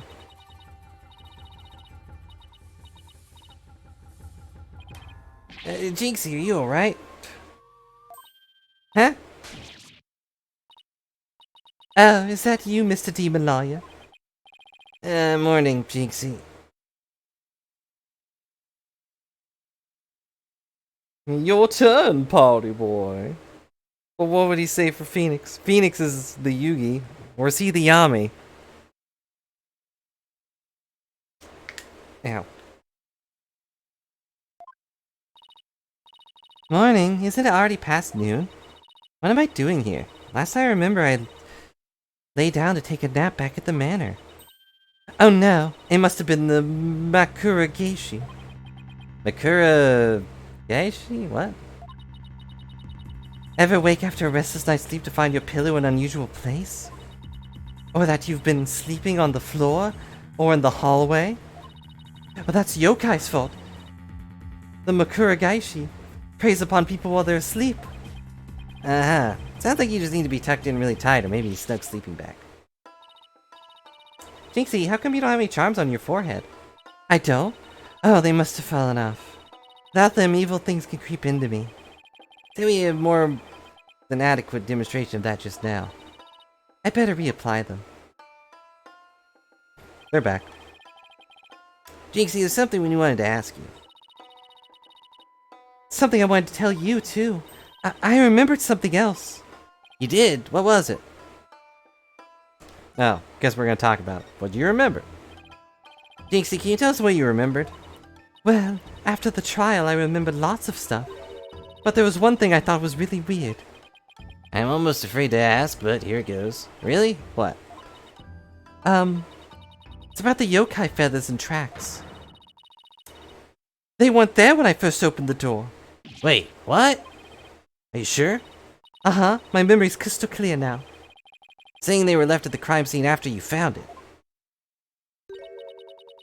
This could spell a major trouble, Apollo. Why? Because Jinxie's already accused of leaving the feathers and tracks at the scene. If they weren't there when she discovered the crime scene, it would totally fuel the claim that she fabricated the evidence later on. Why? If she's admitting she didn't see them until afterwards, then obviously she didn't place it. Jinxie's fuzzy memory of the whole incident is really working against us. Prosecution will probably say she doesn't remember planting the evidence. Good luck rebuting that. The rebuttal is that's stupid. Where did she get feathers? Where did she get bird tracks? Where did she get the staff? Oh man, this is not good. Sure hope she didn't plant the evidence while she was sleepwalking or something. Back to normal music. Jinxie, you wouldn't happen to know how to open the Forbidden Chamber, would you? That door doesn't even have a keyhole. Well, it's supposed to have a secret mechanism. They say you have to figure it out before the keyhole will appear. Secret mechanism? Really? Uh-huh. It's hidden in the Fox Chamber. But only the Ottoman Cubie knew what it was and how it worked. The Ottoman in the Ninetales Vale sure loved his secrets. Apollo, let's go see if we can find that secret mechanism. Whoa, slow down. Something else I need to ask about. Jinxie, is there only one key to the Forbidden Chamber? Uh-huh. Even the Mantis Master Key won't open it. That's because it's a very special room that must never be opened. Guess that means nobody entered the Forbidden Chamber after the murder. After all, we know Mayor Timma took the key from the killer and swallowed it, so... So the mayor's efforts to keep the killer out of the Forbidden Chamber were not in vain. No, they failed entirely.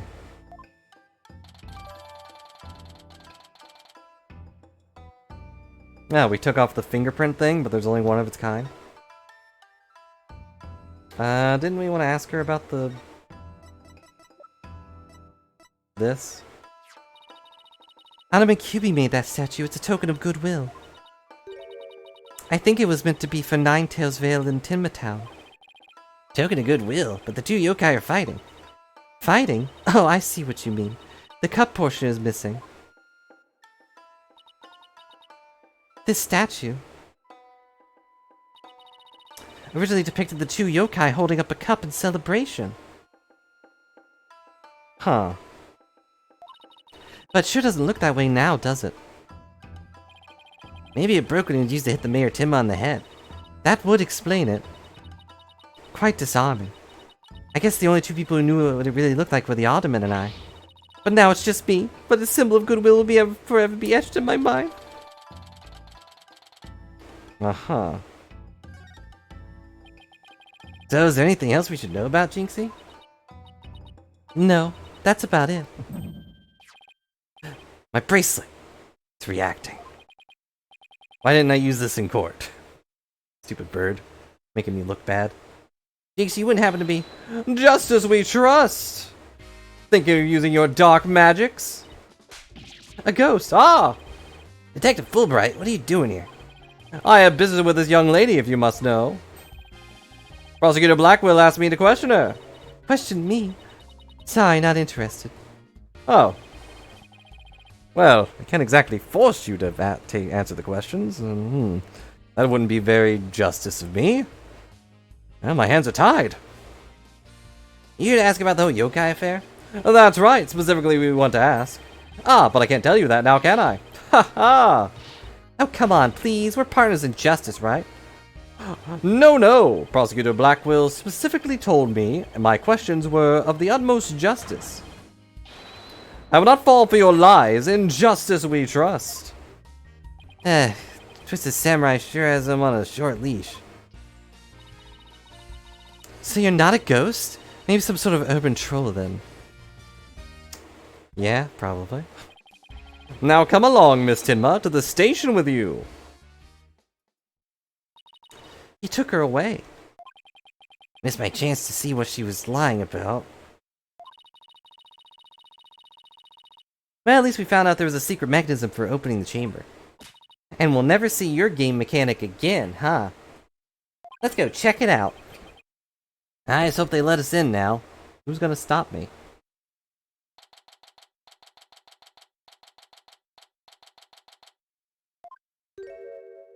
Oh, right, you. His hair a different color. Oh my, what a fabulous scent. I'm so glad I had this carnations imported from England. Nothing but the finest will do. Perhaps I should place one aside for our dearly departed alderman. Hey, Mr. LaBelle. Paula's asking about you-know-what. Oh yeah, before we search the Fox Chamber, we should ask about the blackmail letter. Why, if it isn't the mayor's little lawyers, what do you want with me? Something we wanted to ask. Where's that ringing coming from? You'll have to excuse me. Hello, LaBelle here. Cell phone shoulders are so over the top, I'm almost impressed.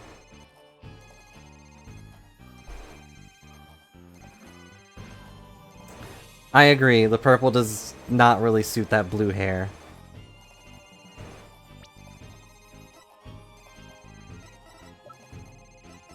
Alright, he did have blonde hair before, so he's actively changing his hair color.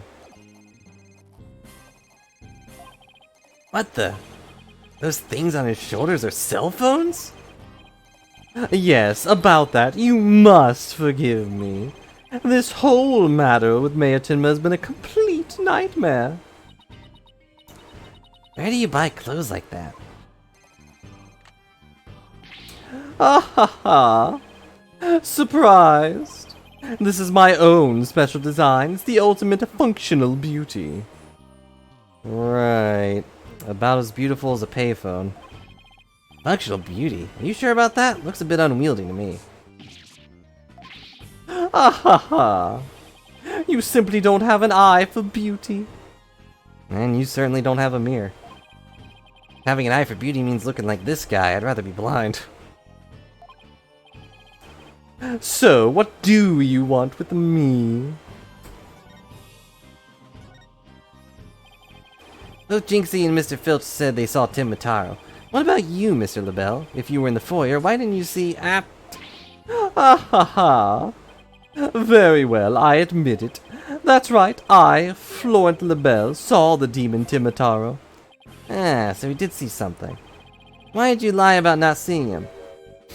I was simply trying to protect dear little Jinxie. Protect Jinxie? What do you mean? Why, don't tell me you haven't heard of that strange little habit of hers. Which one are we talking about? The one where she wanders around making mischief without knowing what she's doing. Rumor has it she's possessed by Tin Mataro. That one's new to me. Ha ha ha, well there you have it. Anytime you hear about our Tin Mataro sighting, little Jinxie should be your prime suspect. Well, she's not. Tell us more about that rumor. Alright. I suppose I have nothing better to do. What was that rumor about Jinxie? They say she's possessed. Not all the time, of course. It hits suddenly and then she starts wandering around doing strange things. Is that so? Although, come to think of it... Hello, Sunoga Ninetales Fox. You should know the terror that is mine in despair.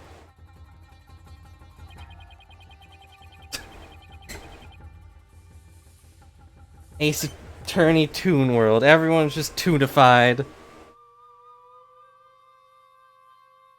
Now you have to solve a case, but all of the characters are cartoons. Well, I didn't drop the anvil on his head. That was clearly the coyote. But your fingerprints are on the anvil. Well, that's because the coyote threw it at me and I caught it. Well, when I threw it back, he just kicked it off the cliff and it fell on the Roadrunner. Ironic. The one time he wasn't trying to kill him.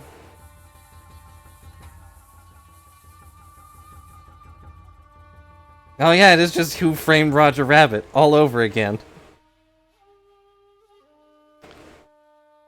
Although, you know, hopefully with less horrific humans turning into cartoons. I still vaguely remember that part where the real killer is revealed and the transformation is pretty scary.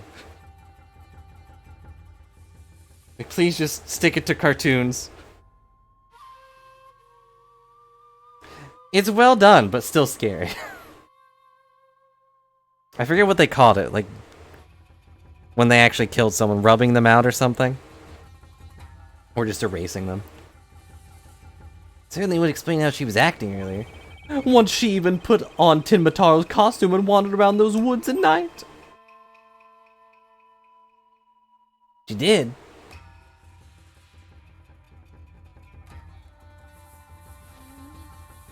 Oh, hey. Oh no, anime transformation sequence.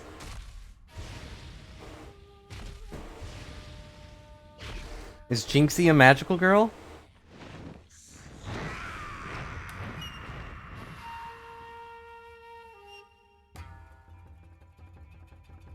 Oh. Ugh. Wish I never asked. Does she remember anything while she's possessed? Unfortunately, no. She doesn't seem to remember a thing during these episodes. Memory loss during possession. Come to think of it, her memory of the murder scene was quite fuzzy. I suppose that, too, was caused by her possession. Then maybe... So you do understand? That whole yokai business was entirely of her own making. Now wait a minute. Although that yokai evidence wasn't there until she discovered the crime scene, did she leave those black feathers and strange tracks there herself? No, Apollo, that doesn't... It's not real. Apollo, let's ask Mayor Tinman about Jinxie's episodes next time we talk with him.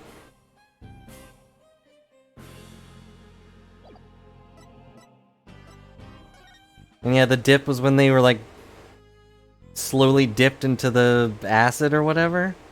It's been forever since I've seen that movie, and I was like maybe 10 when I saw it.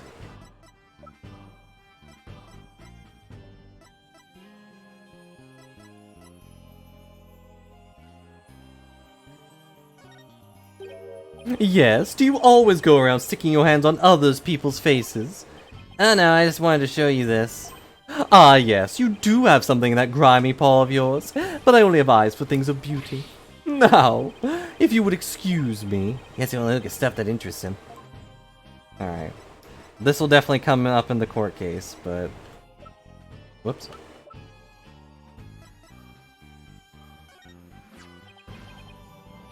What is that? It's a blackmail letter, but it wasn't sent to the Alderman Kyubi. Sent to Mayor Tenma. And? Your point being? Someone took the letter from the mayor's briefcase, and then placed it in the alderman's pocket after he was murdered. Oh, you don't say. You wouldn't happen to be the one who made the switch, would you? After all, you're the only one who knew about that blackmail letter was in his briefcase. So naturally you... Ha ha ha. Perhaps that shot of cologne will make those scales fall from your eyes. Or my eyes fall from their sockets. Is it possible you would like to frame me as a potential suspect? I appreciate that his eyes flick around while he's reading. But I would also appreciate if he would disappear. What would make you raise such an outrageous allegation in the first place? Oh, well, you were in the building? Ah ha ha. My only crime is being born as beautiful as you see here. In other words, you have nothing. I can assure you that's a crime. Hello, Random. Welcome to the middle of the investigation. Who do you think the murderer is? Now, let me show you what to do with this garbage. You can't destroy evidence like that. What do you mean I can't? I just did. Haha. Feel a little lighter now. Well, good thing we have a copy of it, on account of they copy evidence like this. You've just won a one-way trip to the top of my most annoying people ever list, buddy.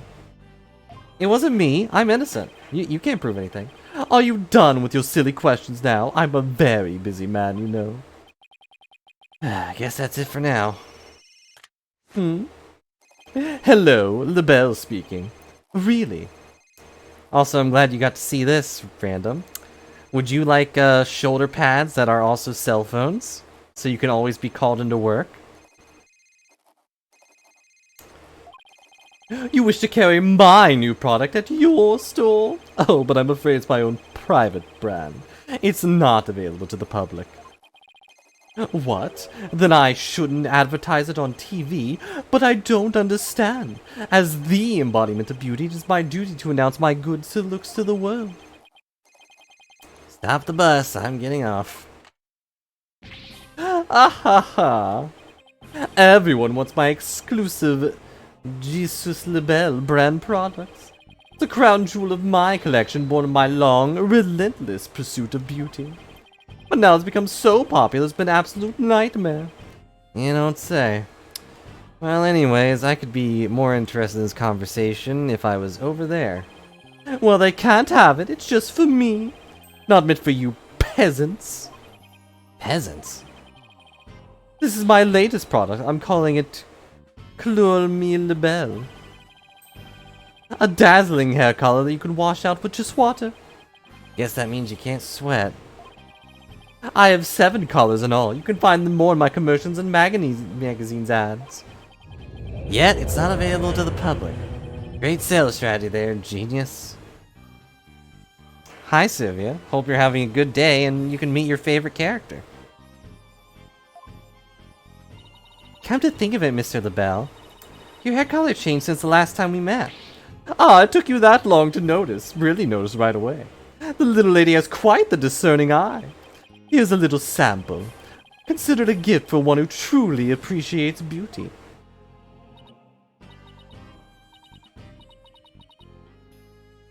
Yep, he can advertise his products that he's making for himself, for no one else, for no profit. And he's not a suspect yet. Concerning. Apollo, what should I do? Better take it before you get a face full of cologne. Good point. Wow, thanks, Mr. LaBelle. I'm so grateful. It isn't available to the general public, so we're gonna find one of them inside the Fox Chamber, where no one else could have planted it. And there's nothing suspicious about beauty. Being beautiful is the most innocent thing of all. Okay, let's head over to the Fox Chamber. Still gotta find the secret mechanism for opening the Forbidden Chamber. The what now? Hang on. I have a thing to do over there.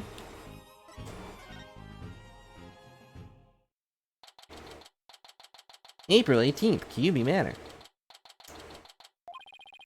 Alright, let's find the secret mechanism for opening the Forbidden Chamber. I'm gonna guess it's the foxes.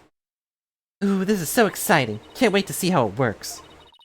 But do you really think the killer entered the Forbidden Chamber? Yeah, let's have to open to find out. You should also see if there was any where the killer could have got hid in this room. There's a giant wall right there. Okay, let's get started. I don't know how to say those words.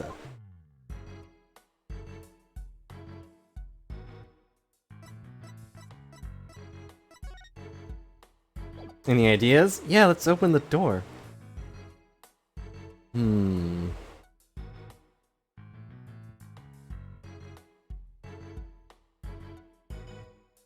I suspect these.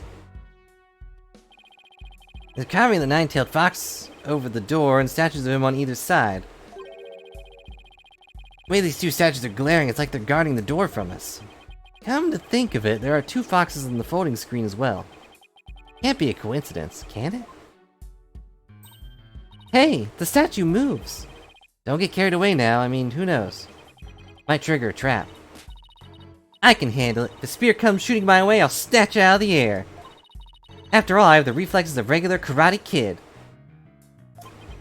I guess if you catch something like that fast out of midair, you can accomplish anything. Still... Maybe something to the fact that these fox statues rotate. Maybe there's something around here that shows the position they should be in.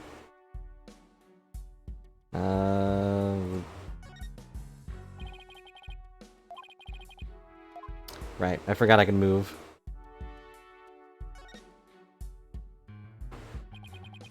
Two foxes standing back to back are depicted in this elegant folding screen. Could this have something to do with the keyhole? Huh, wait a minute. Two foxes, 9 tails. We're short 7 foxes. 2 fox statues in the Forbidden Chamber as well. Maybe the keyhole will appear if we do something to this folding screen. But I don't see anything unusual about it. Well, it does have 2 foxes on it, and there are 2 fox statues in the front door. Could we possibly spell this out any more for you? Maybe there's a clue somewhere in this room. Let's check the whole turn the whole place upside down. Sai is a kid in a candy store. Also, was that there before? This little thing behind the door?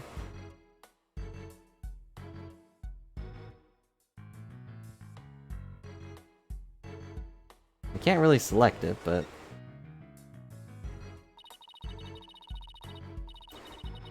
Just remember this mystery novel I once read. The murder occurred in a locked room. The perpetrator made sure to hide behind this room door when it was open. Then when no one was looking, he made his escape.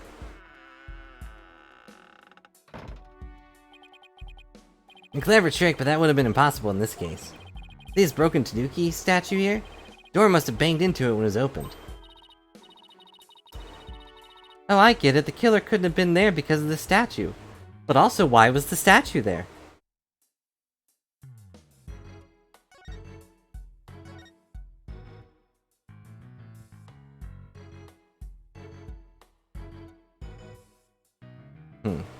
Has a little check mark.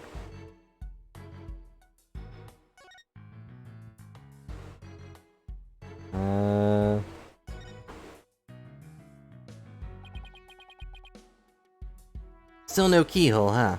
Well. Yeah, the door won't budge, just like those spiky bangs of yours. Oh, rude. Oh, it takes some water, but I don't think that would work on the door. Oh, I know! I'll break it down with a body slam! I seriously doubt you could do that. How do you know if I haven't even tried?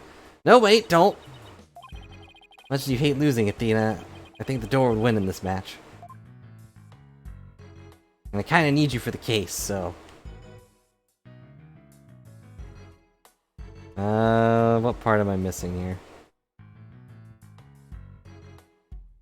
Those weapons. Those are cool. This one's a spear, but what about this one? Looks like a giant pair of pliers. Looks like something a demon might use. Saw something like that in a manga once. Really? Are we in a manga? What are they used for? You know, things like pinching through cheeks, pulling out tongues. Stop, stop.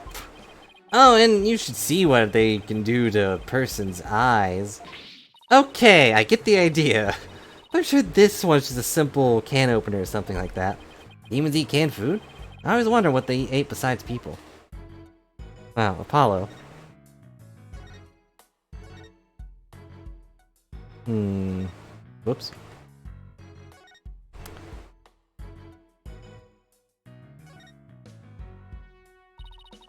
Doesn't the Tanuki statue remind you of the manor's caretaker, Phineas Filch? This raccoon-looking thing? Yeah, it does look like him. I've got the best idea. We should knock it over. Might transform back into Mr. Filch. Mr. Filch is mischievous, but he's not magical, you know. Way to waste a brilliant idea, Apollo. Plus, if you shattered it, he'd die, right?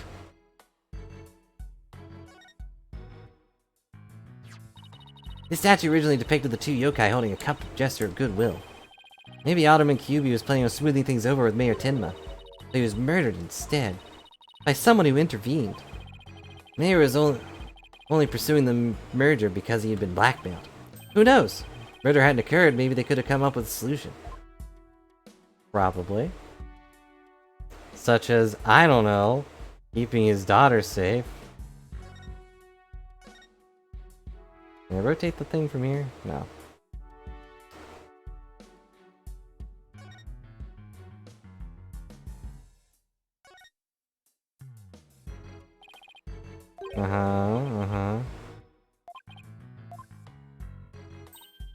Hey, the statue moves!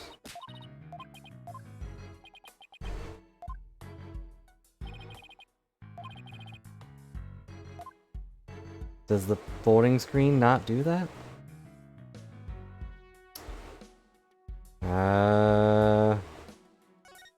Which thing have I not looked at besides the dead body?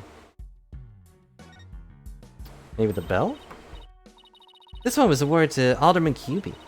The Amazing Nine Tails Yokai Div winner.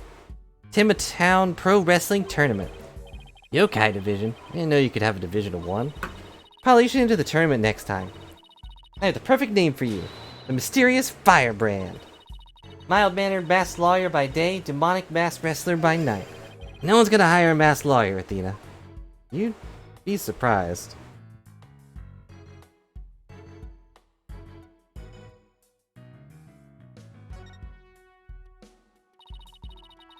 What words come to mind when you watch that pendulum in there? It's unsteady and restless? That's a direct representation of your current state of mind. Wait, that was some kind of psychological test? My diagnosis? The strange case has made you anxious, causing you to lose your cool. Actually not that far off the mark. But also literally anyone could have said that. Behind the other door? Hey, look behind this door too. Oh look, the doorknob banged in the wall. Made a big dent too. Wouldn't have happened if the killer had been hiding there. Right, guess that rules out the old hide behind the door trick. But also, why was the door slammed open? I don't really think Jinxie was capable of such a thing. Alright, I'll look at the table. Maybe the killer hid under this table. That would be a terrible hiding spot. Alderman's body would have been right above. Maybe you're right. Guess the underside's a bit... Wait, there's something under the table. Yeah, of course. The last place I could look. Oh, it's the cup. Hey look, there's something down here. Looks like a piece of something. Only question is a piece of what?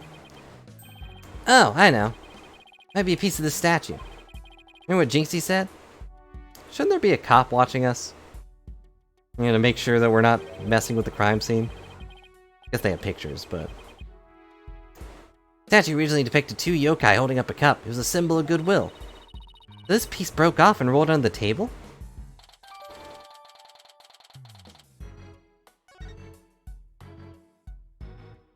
Oh, I just had to find that. Well, I can't think of anywhere else to look. Find anything, Apollo? Never find the keyhole in the Forbidden Chamber at this rate. Something about that folding screen.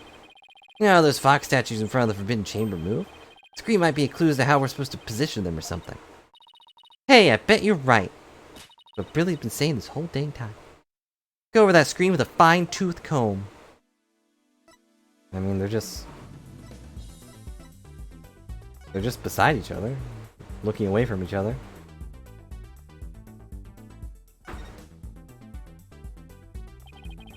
Closer inspection. I think there's more to the screen than meets the eye. Let's check every last inch of it. Tap inside on the bottom screen to rotate the folding screen. You can also tap something of interest to inspect it further. You can also zoom in to get it a better look. Let's check every last inch of it. Doesn't look like a picture has been cut off both ends. Now that you mention it, looks like it's supposed to be doors on both ends, but they're cut in half. Maybe the doors symbolize the Forbidden Chamber's door?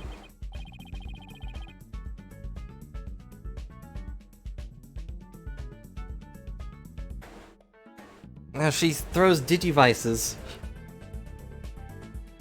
Yeah, it definitely seems like something significant, but the question is, what?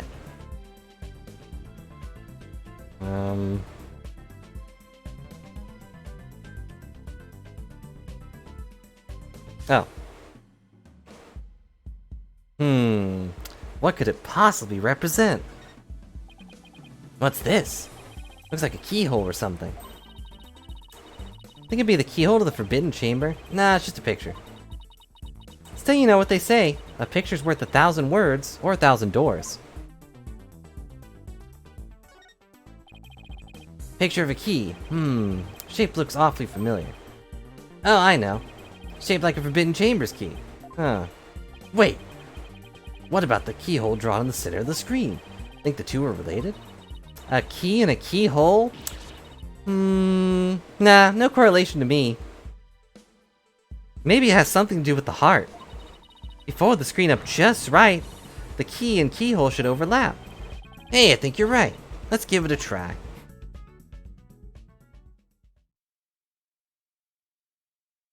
Ta-da! Ta-da! Ta-da! Look, a door! Yeah, it's open too. It's the door to this world for some reason. Two foxes are facing each other, so, hey, what if we made those two fox statues face each other?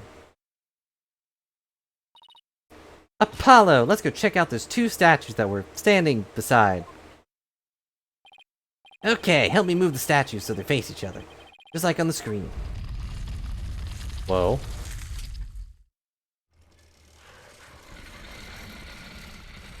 It was louder than expected. A lock appeared. Now we can use the key. Okay, here goes nothing.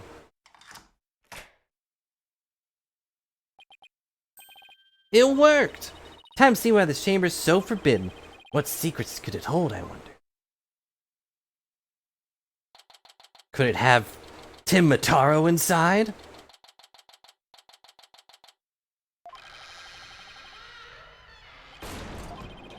This door needs some serious oil. That was like nails on a chalkboard. Oh, right. Forgot about those super good ears of yours. Look! More feathers! And a mysterious hair dye!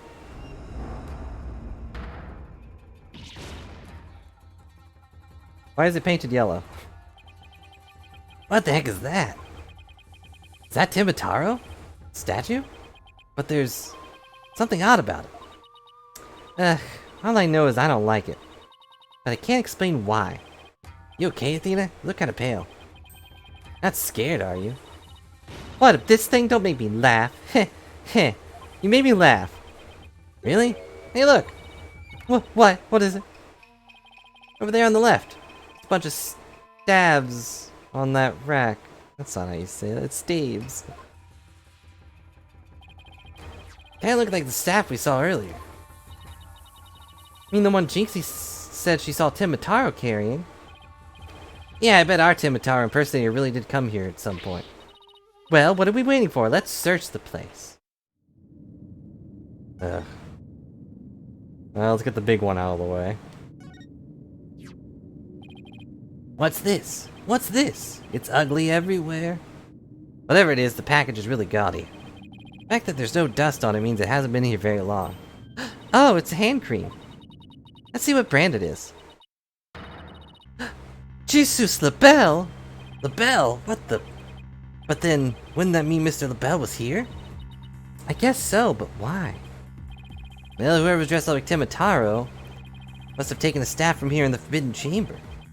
And that same person probably dropped this hand cream at that time. In other words, Tim Mataro impersonator we're all looking for is none other than... Florent LaBelle. Might be a big break for us in court tomorrow. Now all I have to do is get the truth out of Mayor Tenma.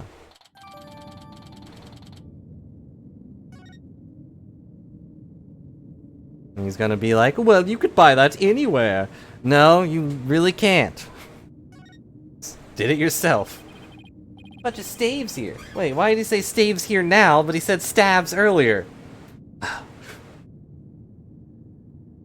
It looks like one's missing. Like, doing it wrong and then doing it right is more upsetting. Like, be consistent. Tim Mataro Jinxie must have taken it. I'd have to agree, and I hate this noise. These look like one of the Detective Fulbright showed us. Why do you think there's so many here? Maybe there's spares. Tim Mataro might be, you know, absent-minded or something. The fact that he has spare staves handy, well... shows that he's aware of his faults and he's trying to deal with them. Or at least that's my take on it. But is there a stepladder? There was before. We used it to get into the vent. For some reason. They didn't argue about it, which was upsetting. It is a reminder to deal with their own faults. But I won't hold my breath.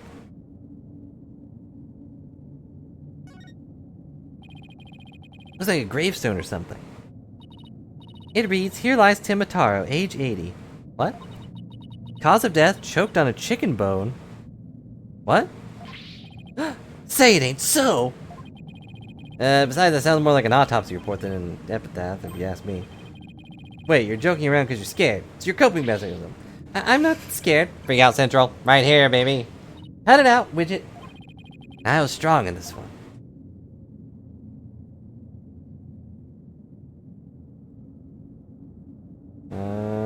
Spider webs. We'll look at this first. It's like, why does he have giant, goofy ears? Oh, that's one big statue. Must be something like 15 feet tall. And look, this Timataro has a staff. But the Timataro in the scroll didn't have one. I wonder why. I feel like this could be significant, but why? Let's take a closer look. First, to go around this table here. Apollo, are you sure that's a good idea? Hey, it looks like there's some sort of compartment in the base of the statue. Don't open it! Who knows what might be in there? It's just a big empty compartment. From all the dust and cobwebs, it hasn't been opened in a really long time. That's enough, Apollo. Let's shut it in. Wait, there is something in here. Looks like some sort of figure. But it's so dusty, I can't tell what it's supposed to be. Wonder what it's doing here. Quick, blow into your microphone to blow off the dust. Okay, I wonder how that's gonna be significant. There's like an old scroll, and there's something drawn on it. It's a picture of a cat. Unless I'm mistaken, it looks like an old guy. Several old guys. Some sort of monk, maybe? A monk? What are you talking about? You know, people that take walks in the mountains as a form of spiritual training, and wouldn't that just be a hiker? The guy in this picture doesn't look like he's doing this for fun, Athena. Oh look, there's some yellow thing strapped to his back. Oh, it's turning into Timataro. What's this scroll getting at? Is this how Timataro was born? From a rock? Whatever it is, it's definitely creepy. Black feathers. Look exactly like the one in the fox chamber. That means the killer must have been here at some point. Question is, why? Maybe Timataro costume was hidden in here, I mean. Someone carried it through the manor, it would have stuck out like a sore thumb. But when did the killer get it here? The mayor snatched up the forbidden chamber key when the killer hit him on the head. It means the killer could have only gotten in here before the murder. Ah, this is one tough riddle, alright.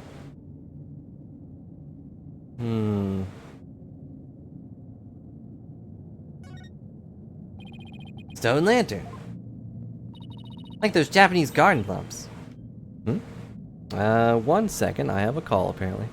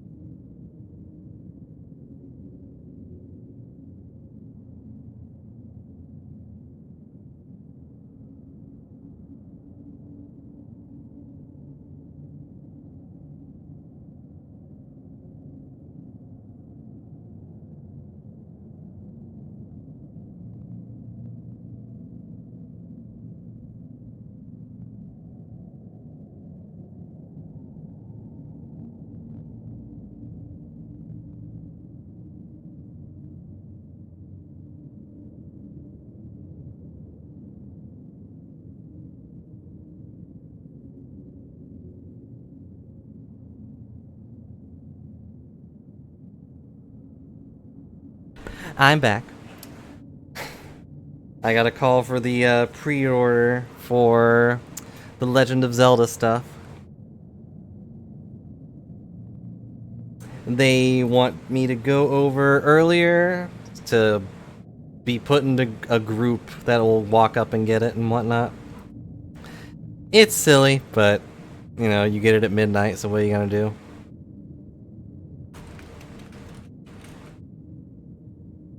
In 1 second, I have to tell someone about that.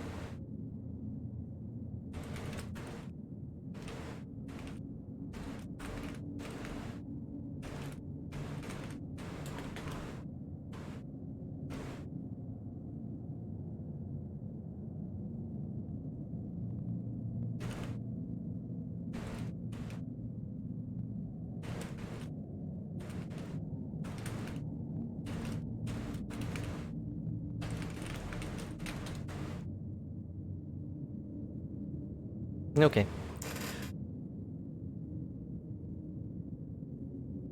I thought about just downloading it, but I really want the physical copy. You know, I had the physical copy of Breath of the Wild and all that junk, so... I don't know. It's a little silly, but I do prefer the physical copies over the downloaded ones. Partly because I don't know how big the download space is for the Switch. I never really bothered to check. And uninstalling a game is work. Swapping them out is also work, but somehow less.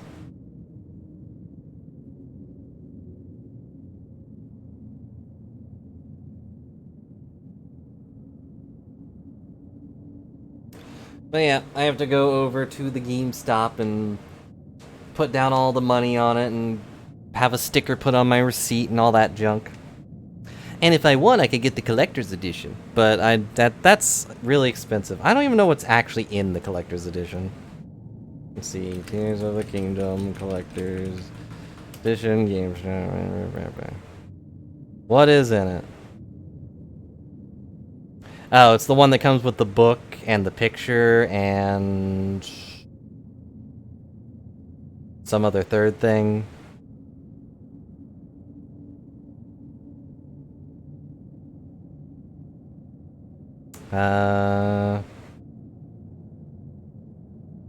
And there's a limited amount of those, but I really don't care. Oh, maybe a special amiibo.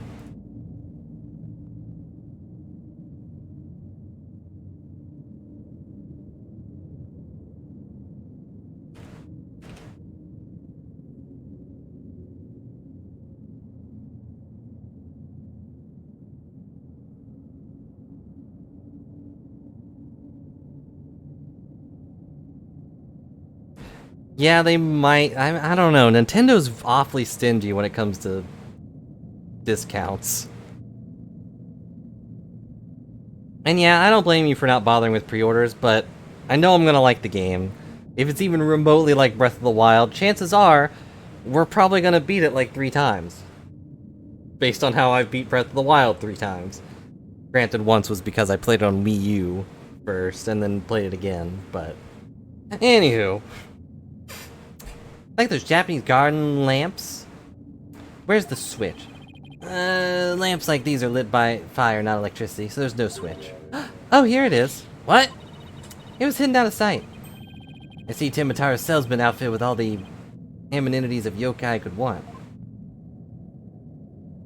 So... can we turn it on? Oh hey, another thing. Oh look, there's an air vent here too. Because even forbidden chambers need proper ventilation. But I don't think anyone could reach this one either. Yeah, and there's nothing to stand on around here, except for these really tall lanterns. Wonder where this vent leads. Well, the Fox Chambers vent didn't branch this way, so... maybe it doesn't have anything to do with this case after all. Guess that about wraps it up. On down. Probably talk to some of the witnesses again. You mean like Mr. Filch and Jinxie? Yeah, I really want to ask Mr. Filch about the village superstitions in Timitara. Okay. Where would he be? I guess in the foyer makes sense.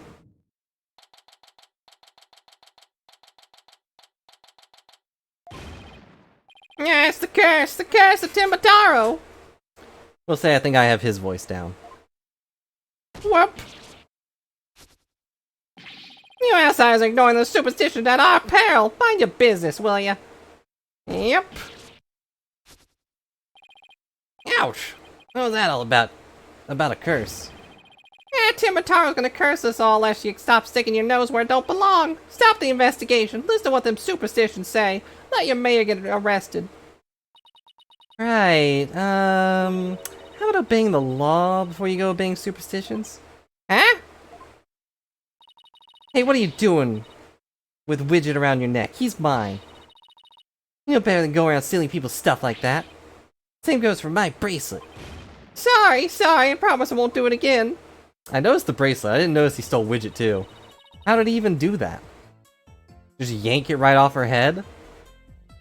Heh, you almost kidnapped my sweet little Widget. That big jerk. I'm sorry, I guess you can't teach an old raccoon dog new tricks. As long as I have him here, I guess we should ask him about what happened.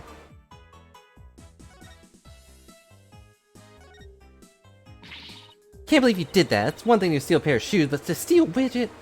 Grr. Yipes! Mercy. Can't seem to control myself. Not thieving blood running through my veins. Thieving blood? What's that supposed to mean? Glad you asked. Infamous bandit Azuki Kozo with my grandpappy. Take a gander at this. What exactly am I looking at? Looks like another one of those yokai to me. None other than the Azuki Kozo. Robbed from the rich to give to the poor, he did. He leave me one of his fingers at the scene of the crime. What's more, I'm his grandson, because he was my grandpappy. Oh, you don't say. Anyways, Thieves' honor, it's the honest truth. that's an oxymoron. Sloshing sound of Azuki beans scraping together in the dead of night. The magical sound of dirty money getting washed clean or given out to the poor. I'm Azuki Kozo, washer of money, giver out of wealth reborn. Reborn, are you Azuki Kazo? I mean, it's got Azuki in the name. Also, is that what washing beans means? I was taking it literally. Washing money would be a lot noisier. Sadly, my little trash bin of money is nowhere to be found. Where did I put that?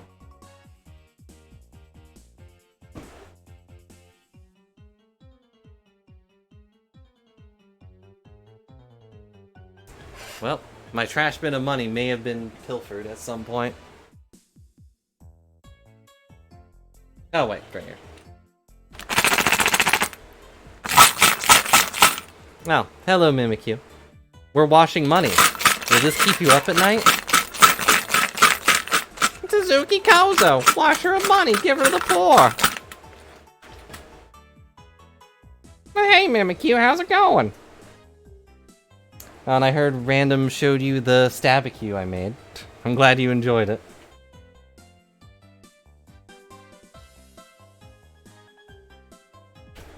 Now, I have an actual, like, little trash bin, like one of those push bins. And someone just gave me, it's just a little plastic thing, but just someone gave it to me. It was like, yeah, just put your coins in that. I'm glad you enjoyed it. And if you want the one without a signature, I can probably give that to you. Although I'd have to figure out how the heck to post it too. Miss No Discord. Yeah. Anywho. Forget the money. You should be washing yourself of this nasty habit. Wait a second. This figure looks familiar. Yeah, it looks just like that old Dusty figure we found in the Forbidden Chamber. Hey, what are you doing with that there figure? Oh, this? Found in the Forbidden Chamber. Looks like I've been there for practically forever. Couldn't be my grandpappy broke into the Forbidden Chamber way back. Hey, that reminds me, he once told me about the treasure in that there chamber. Treasure? Also, he's not gonna question how we got into the chamber in the first place. What do you know about the treasure of the Forbidden Chamber? Only that's the greatest get-rich-quick chance in the universe. Grandpappy told me all about it. Said there's an amazing treasure in there. Could, I don't know, sell beauty products for free. For yourself. Forever. Something amazing in there? Didn't see anything like that, though. Your grandfather didn't by chance already steal it, did he? Seeing how there was one of his figures in there, that just might be. That's Grandpappy for you. But he washed that treasure up real good before handing it out to the poor. Oh, of course, because he was so righteous. In court, you mentioned seeing Timitaro near the scene of the crime. Sorry I didn't come clean right away, but then the superstitions got the better of me, as they always do. People in Ninetales Vale sure seem like a superstitious bunch. Not surprised you wouldn't want to talk about seeing Timitaro. Darn right! Those superstitions scare me out of my wits, I tell you.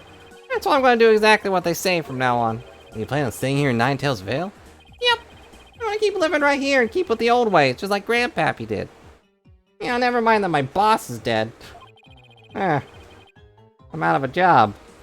How am I going to live here? Ah well. Them superstitions like a rulebook to me. Wait, so you're saying you actually believe in those old wives' tales? Ain't you been listening to a word I said? Gonna do exactly what them superstitions say? Well, I say that's baloney.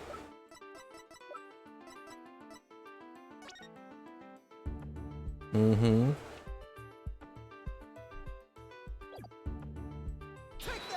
Oh yeah, I guess I could just leave. Clearly written right here, ignoring the superstitions will cost you your soul. There is, however, one way to save it. Your immediate departure from the village. Huh? Ah! According to this, you shouldn't even be here, let alone be talking with us. Said you plan on staying right here in Ninetales Vale? But if you really believe that superstitions, you would have been long gone by now. Ah! Now you've been lying to me. Time to come clean, Mr. Filch. Yipes! You're too good at your job! Being able to read! You're lying about believing in superstitions, weren't you? Sorry, but I didn't have no choice. What was the real reason why you couldn't talk about seeing Timitaro? All that pretty boy's fault, Mr. LaBelle, if you know what I mean. Told me not to say a word about seeing Timitaro. Said if I did, he'd do to me what them superstitions said would happen. It was Mr. LaBelle who muzzled you. Yeah, we already knew that. Why would Mr. LaBelle want to scare you into silence? Mr. LaBelle tried to protect that little maid gal. On account of that rumor, the one about her being possessed. Rumor again. Guess we really do have to talk to Mayor Tim about the possession rumor. Boink! Hey, watch it. Village superstition stolen by Phineas Filch. I'll be taking this back now. Kinda like family to me. Could just asked instead of stealing it. Is that all we wanted to ask Mr. Filch? Yeah, I think that was it. Let's go see Mr. Timitaro one more time. Thinking about dealing with that yokai again makes me want to say pass.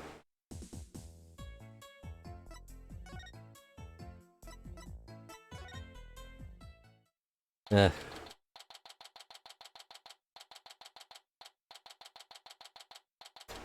Well, you know, this has been mostly fun.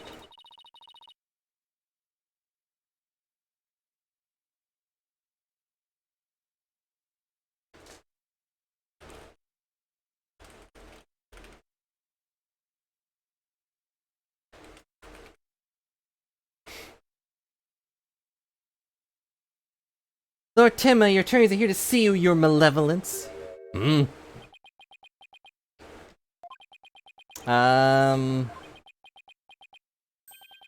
Why are you speaking like that? Oh, Mayor Tinma, you returned. Yes, well, Jinxie came by earlier to apply a new charm to my head. Seems to be suppressing the demon within me. That's a relief. Maybe you actually get somewhere this time. So, what can I do for you today? I'd like to ask about the rumor that Jinxie's possessed. Ah. As they left yokai evidence at the scene while under the demon's power. At least that's what the prosecution's gonna claim tomorrow's trial.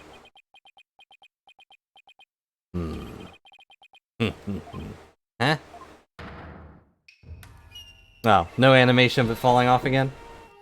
No match is this warning charm for me. Ah, the charm. Timataro's back. Those foolish mortals, they shall regret blaming that child for my doings. Ah, I blew it. That question brought the yokai back. Probably won't drop the act till Jinxie's name is cleared either.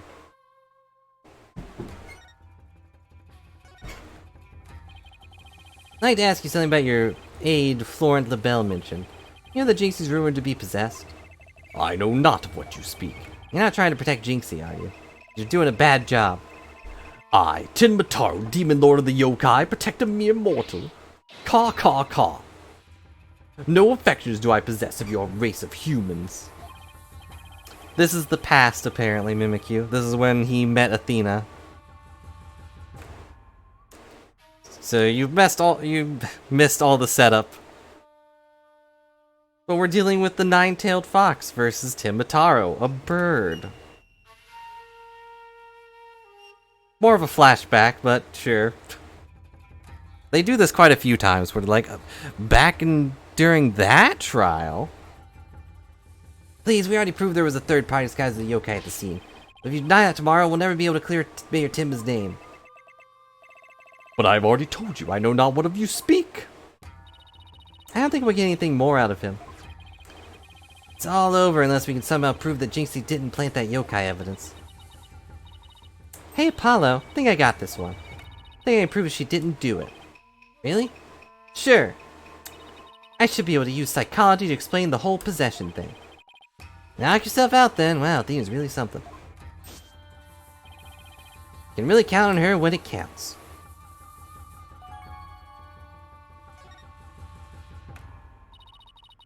Mayor Tenma, Jinxie isn't possessed. I believe her so-called possession episodes are a form of somnambulism. Somnambulism? Big words are hard. Mostly because it's English, and English uses like 20 different rule sets, so I never know how to pronounce stuff. Somnambulism? You mean sleepwalking? Yeah, I believe she is exhibiting a rare form of this disorder. Usually brought on by a repressed stress. Mr. Mayor, didn't her symptoms start soon after she began her job in the Ninetails Vale? When the child visited last, she did speak of dreading yokai and how they rob her of sleep each night. I knew it. That lack of sleep is causing her to enter an unconscious state. That means she can't be trying to protect you, at least on an unconscious level. So then Timotaro that was spotted at the manor wasn't Jinxie. Sleepwalking, eh? That would indeed explain the matter. Look, Timba's Taro's spirit. It's left the mayor's body. Can you tell us the truth now, Mayor Tinma? Very well. It's the least I could do for a superb exorcist such as you. Swap again. Mayor Tinma, you didn't leave those feathers and tracks at the scene, did you? I did not. Neither I nor Jinxie have anything to do with that. That was the killer's doing, no doubt. I knew it. You suspect Florent is behind all this? But why? Did he really want Ninetails Vale that badly? You think of any reason why? Looking back, he did seem fixated on Timotaro for a spell. Could it be? Perhaps he was attempting to release Timotaro? That's crazy. You saying that yokai is real? Whatever the case, Timotaro brings nothing but pain and misfortune. The superstitious worm. You must not gaze upon him, nor free him of his prison. But how can people actually believe that? Apollo, you have a bracelet that tightens whenever someone's lying. And your boss can see ghosts. Well, at least we know who's behind this whole Timotaro thing now. And I think we need to have another nice long chat with Mr. LaBelle. Dinner's ready, your malevolence. Ah, an offering to the Demon King. You may place it right here. Yet your crew poured their heart and soul into making it.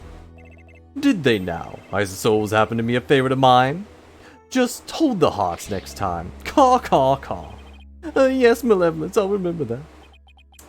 How long is he planning to keep up this yokai charade? I mean, the guards seem pretty okay with it. Well, we already talked to Mr. Filch and Mayor Timba, so why don't we go see Florent LaBelle next, now that we know the truth? He won't be able to claim that Timbataro was Jinxie or Mayor anymore. But the real question is, how are we gonna get him to admit it was him? And the other question is, how are we gonna get the judge to accept that it was him? Okay, now let's practice that again, Filchy, from the top. Yeah, Mr. LaBelle was in the foyer at the time of the crime. And when we, heard the scream, heck, what was the next part again? Yeah. You have the memory capacity of a flea.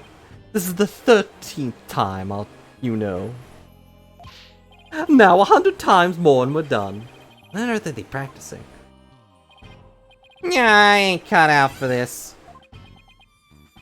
Whoopsie daisy. Ow! Yeah, begging your pardon, Mr. LaBelle, sir. Just all this practice, yipes! Unbelievable! What if you'd sullied my outfit with the grubby paws of yours? Yeah, I don't know what's denser sometimes. His cords of steel, or his observation ability. His blind eyes of observation. Yeah. Did Filch LaBelle's wallet just now? So, what do you think they're up to at this time, Apollo? Oh, it's you two.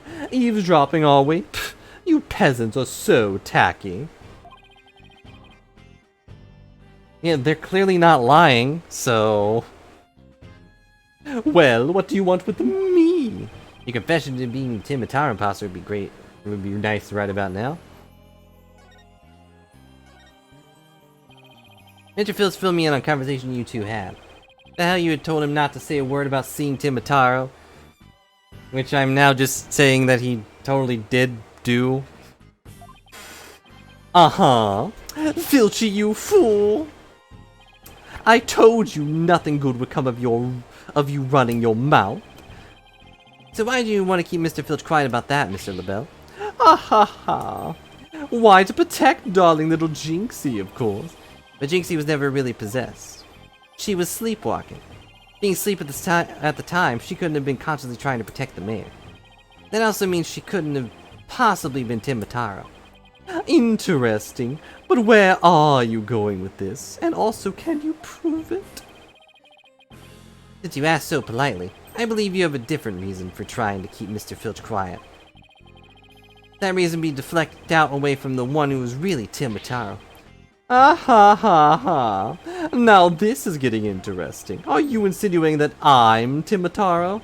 So sorry to disappoint, but I'm nothing of the sort. That's right. Mr. LaBelle even told me Timbataro was down. I said Timbataro was Jinxie, you fool. Honestly, you have the memory capacity of a flea. Practice it 100 more times. So, have you been called to testify tomorrow? Yes, and I'm so looking forward to my courtroom debut. But you'll just have to wait until then. Ah ha ha. I'll be waiting with a special piece of evidence I've been saving just for you. I'm so happy he's not just showing it to him. I wonder if I could present it to him right now. And then just get a game over. What? Was I sleeping? Must have been that sweet cologne of yours, Mr. LaBelle. Made me right sleepy, it did. Well, it's time for your lesson on what to do and say tomorrow. I'm begging you, not another lesson. I ain't cut out for thinking and remembering stuff. Meow. Right up the snoozer. Snozzler. I don't know what he said. Keep quiet and do exactly as I say. No, please. Anything but another lesson. Filch, you could just leave. He really can't do anything to stop you. There they go. Here's a chance to get the truth out of him. Yeah, but we'll get the proof we need in court tomorrow, one way or another. All that's left now is that lie Jinxie told. Better go clear that up for tomorrow. Think they're done questioning Jinxie? Maybe. Let's go see if she's over at the Yokai Lane shopping for more charms.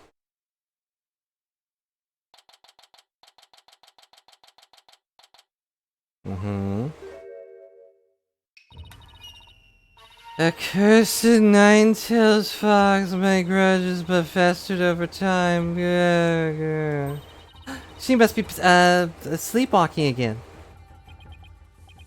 Maybe if I speak softly, I won't startle her and get a charm plastered on my forehead. Psst, Jinxie? What? Oh, hello, Mr. Demon Lawyer. Ah, my charms must have fallen off again. They're back. Phew, guess I can avoid charm slap by toning down my cords of steel. Are they done questioning you, Jinxie? Uh-huh. And all the way back, I stopped here to buy a new charm that was just released. Yeah, which one? The one with the Nine-Tails Fox and Timitaro. Shows them dancing together. Really? Two bitter rivals dancing together? Uh-huh. It's a charm for rebuilding burnt bridges. Ah, yes. No bridge is better burnt than one that has one guy sealed for 10,000 years. It's like, really, the Power Rangers should have gotten along with the monster lady. They just had to let bygones be bygones. All she had to do was stop trying to conquer Earth. Oh, right, for the merger issue. It's for the Demon Lawyer and the Insomniatic Prosecutor. It'll stop you two from fighting like you did in court this morning. We weren't fighting, that was just a spirited debate. It's what we lawyers... No fighting. Arm slapped again. Paula, if you're done playing around, let's find out what she was lying about. What? I wasn't lying. Jinx, it seems you're starting to remember things. You already said the feathers and tracks weren't there when you discovered the crime. You remembered anything else that seems important? Like what? Tell us what you saw that day. Maybe you'll remember something else this time. When I opened the door, Papa and Autumn and QB were collapsed in the Fox chamber. When Papa told me to call an ambulance and the police. That's all he said before he passed out in the chair. I knew it. She's holding something back, but also, that was new information. I thought he was just unconscious from the get-go. And now for a game mechanic we'll never see.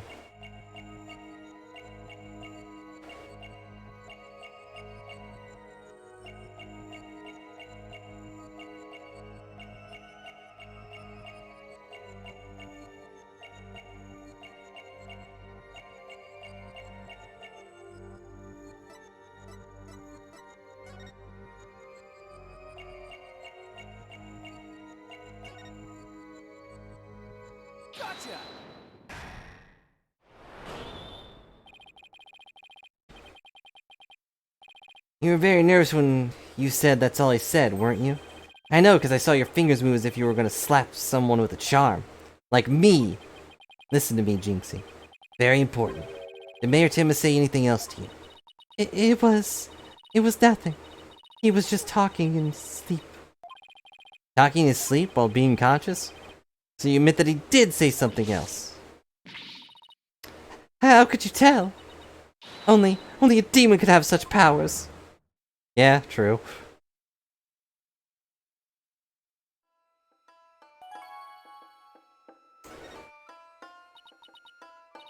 Like I said, he was just talking in his sleep. I mean, why else would Papa say something like that? Could you be a little more specific? Before he fainted, he said, "Forgive me, Jinxie. I killed Autumn and QB." He said, what? The mayor actually confessed to the crime. But he didn't mean it. He couldn't possibly have known what he was saying. He was possessed, or maybe he was in the middle of a nightmare. A nightmare? No, this is a nightmare. One statement I wish I'd never heard. What in the world are we gonna do now? Turn to the basics? That's right. Always believe in your client, no matter what happens. The lawyer's greatest and most trusted weapon. Unless they're, clearly the criminal or blackmailing you by kidnapping your friend and having an assassin talk to you through a walkie-talkie. You don't have to believe in them then. Right. Just believe in my client, even if all I can see ahead is darkness and despair. I won't submit to the darkness. Jinxie, does Prosecutor Blackfield know about your father's confession? I didn't mention it when he was questioning me. I mean, there's no way Papa's the killer. Why would the mayor confess like that? Could he really have been dreaming, or simply delirious? Who knows? I sure feel like I'm in a living nightmare right now. Apollo, what are we gonna do about tomorrow's trial? The crime scene was locked tight until Jinxie arrived, and our clients even confessed. Not only that, but Jinxie's been accused of planting yokai evidence. But the mayor and Jinxie are going to prison if we don't do something. I know. Well, let's see here. Lack of third party in the locked room is a major problem, even though we can prove there is a third party. Jinxie has testified that when she first opened the door, Alderman QB and Mayor Tinma were the only people she saw in the Fox chamber. But the real killer must have been hiding in there as well. Considering the room was locked tight, it's the only logical explanation. A mysterious person must have fled the Fox chamber when it was open. That's when Jinxie saw what she thought was Timataro. But Papa and the Ottoman were the only people there. I didn't see anyone else. What's going on here? Bell's extremely pale, but he's far from transparent. How did he hide himself at the scene of the crime? Whatever it takes in court tomorrow, Apollo. You have to take down that dirty, rotten Timataro floor at the Bell. Right, we'll get him with legal exorcism, justice style. Did we tell Jinxie that he was the criminal?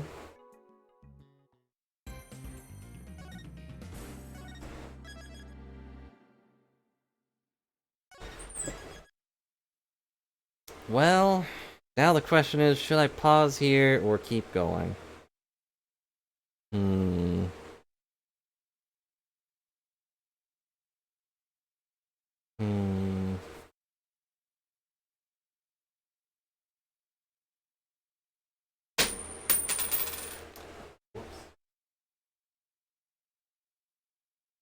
I think I will have to call it here for now. Let me save again just to make sure. Partly because my throat hurts. But maybe I will return after eating or something, letting my throat have a bit of rest. I'm sorry, OP. But either way, I will be continuing our monstrous turnabout with the final trial next time, and then we'll be going on to whatever's in the future, which was the first trial. That's right, we're going to play the first trial again. But thanks a lot for watching. Hope you all enjoyed the stream and my silly voices. I could do higher pitched ones, but it's hard to get them right without destroying my throat. That's the... I've been practicing and it just doesn't work. I don't know. But anywho, thanks a lot for watching, and I will be back either later or tomorrow. But boy for now.